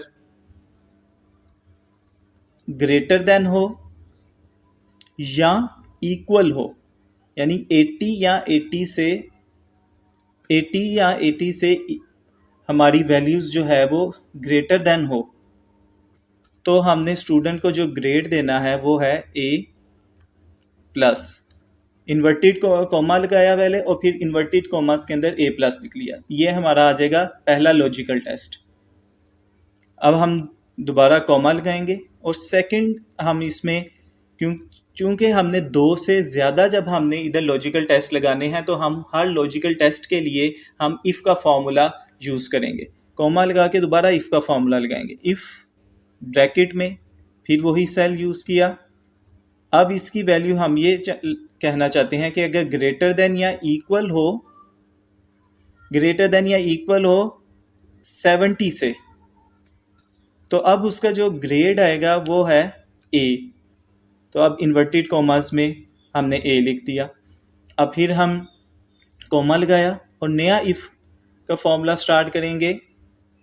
उसमें हम ये लिखेंगे कि अगर हमारे इस सेल की वैल्यू जो है वो ग्रेटर देन या इक्वल हो 60 के, तो फिर हमारा जो ग्रेड आ जाएगा वो आएगा बी।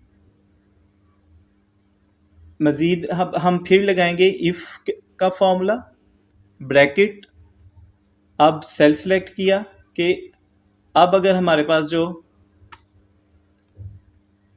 इधर अगर वो, क्योंकि फॉर्मूला उसके ऊपर आ गया, हम इधर सेल का नंबर लिख भी सकते हैं। इफ़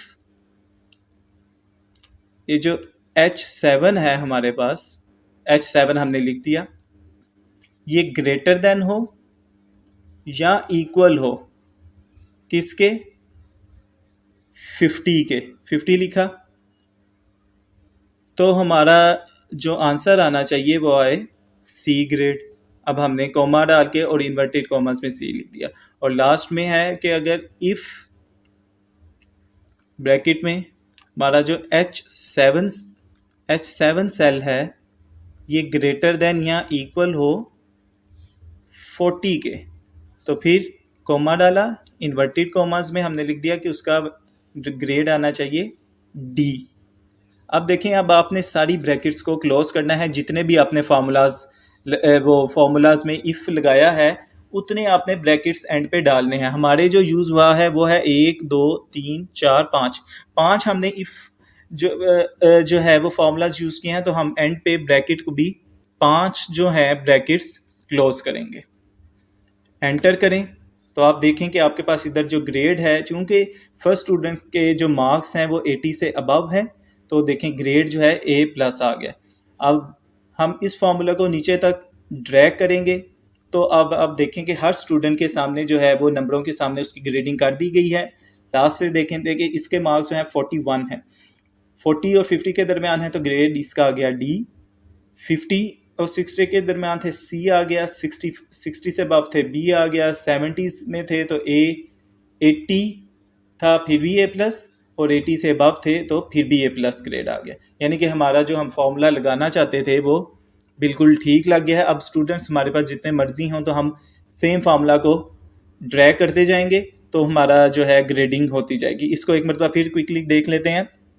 ये फॉर्मूला बार में आए, H7 यानी कि हमने वो सेल आया हमारे पास, उस पर हमने लॉजिकल टेस्ट लगाया, ग्रेटर देन और इक्वल का साइन लगा के 80, फिर हम लगाते हैं कॉमा, और इन्वर्टेड कॉमास के अंदर हमने उसका रिजल्ट लिख दिया कि A+ हमारे पास आना चाहिए, फिर कॉमा आया, फिर नेक्स्ट इफ़ की कमांड हमने लगाई कि अगर H7 की वैल्यू 70 हो तो फिर जो है हमारे पास रिजल्ट A आना चाहिए, कॉमा लगा के फिर नया F। तो इस तरह ये इधर हमने 5 लगाए थे, अब 5 से ज़्यादा भी जो है इसमें जो है लॉजिकल टेस्ट जो है अप्लाई करके तो रिज़ल्ट हासिल कर सकते हैं। एक एग्जांपल 2 मैंने इधर बनाई है, इसमें हमने ग्रेडिंग की है और आगे रिमार्क्स दिए हैं कि अगर फर्स्ट ग्रेड आया है तो एक्सीलेंट, सेकंड ग्रेड है तो गुड, और थर्ड ग्रेड है तो नॉर्मल रिजल्ट आया। तो उसके लिए भी अगर आप फॉर्मूला देखें इधर फॉर्मूला बार में कि D7 है, ये हमारे पास सेल जिसको ऊपर हमने लॉजिकल टेस्ट लगाया। इफ़ D7 में हमारे पास फर्स्ट लिखा हुआ है, अगर D7 में हमारे पास फर्स्ट लिखा हुआ है तो उसका रिजल्ट क्या आएगा, एक्सीलेंट। अगर D7 में सेकंड लिखा हुआ है उसका रिजल्ट आएगा गुड, और अगर D7 में थर्ड लिखा हुआ है तो उसका रिजल्ट हमारे पास आएगा नॉर्मल। एक बात आप यहाँ पे देखें कि इन्वर्टेड कॉमास हमने कब यूज़ करने हैं। इन्वर्टेड कॉमास हमने तब यूज़ करने हैं जब हमने कुछ टेक्स्ट लिखना है। जैसे ये मैंने फर्स्ट लिखा था तो इसके लिए मैंने इन्वर्टेड कॉमास के अंदर उसकी वैल्यू लिखी है। एक्सीलेंट लिखा है तो उसकी वैल्यू मैंने इन्वर्टेड कॉमास में लिखी है। जब भी आपने टेक्स्ट यूज़ करना है तो इन्वर्टेड कॉमास में उसको लिखना है। जबकि अगर आप इधर ग्रेडिंग वाले फार्मूला में देखें, जब मैंने इधर 80 लिखा है तो मैंने इन्वर्टेड कॉमास यूज़ नहीं किए, यहाँ पे A+ लिखा है, चूँकि ये टेस्ट है, एक टेक्स्ट है, तो इसलिए मैंने इन्वर्टेड कॉमास के अंदर लिखा है। तो इन्वर्टेड कॉमास जो है इसका आपने काफ़ी ज़्यादा जो है वो ध्यान रखना है। जब टेक्स्ट लिखेंगे तो इन्वर्टेड कॉमास यूज़ करेंगे, और जब टेक्स्ट नहीं लिखेंगे तो उसको सिंपली अपने नंबर की फॉर्म में लिख देना है। इस फॉर्मूले को सीखने का सबसे अच्छा तरीका ये है कि आप इसके 3-4 एग्जाम्पल सॉल्व करें। जैसे मैंने ये आपके सामने एग्जाम्पल लिखी है, ये स्टूडेंट ग्रेडिंग की जो दोनों एग्जाम्पल हैं, आप इनको सॉल्व करें हो सकता है फर्स्ट टाइम मिस्टेक हो, और इसमें मिस्टेक ज़्यादातर सिंटेक्स की होती है कि आपने कहीं कोमा नहीं डालेंगे या इन्वर्टेड कोमास में नहीं लिखेंगे। तो एक दो मरतबा आप इसको करें तो आपका जो है ये फॉर्मूला जो है आपको मुकम्मल तौर पर आप ये सीख जाएंगे और कहीं भी आप इसको अप्लाई कर सकते हैं। आज का लेसन सिर्फ इतना सा था। नेक्स्ट लेक्चर के अंदर हम एक्सेल के मज़ीद जो अब फार्मूलाज जो हैं उनको हम स्टडी करेंगे। अल्लाह हाफिज़।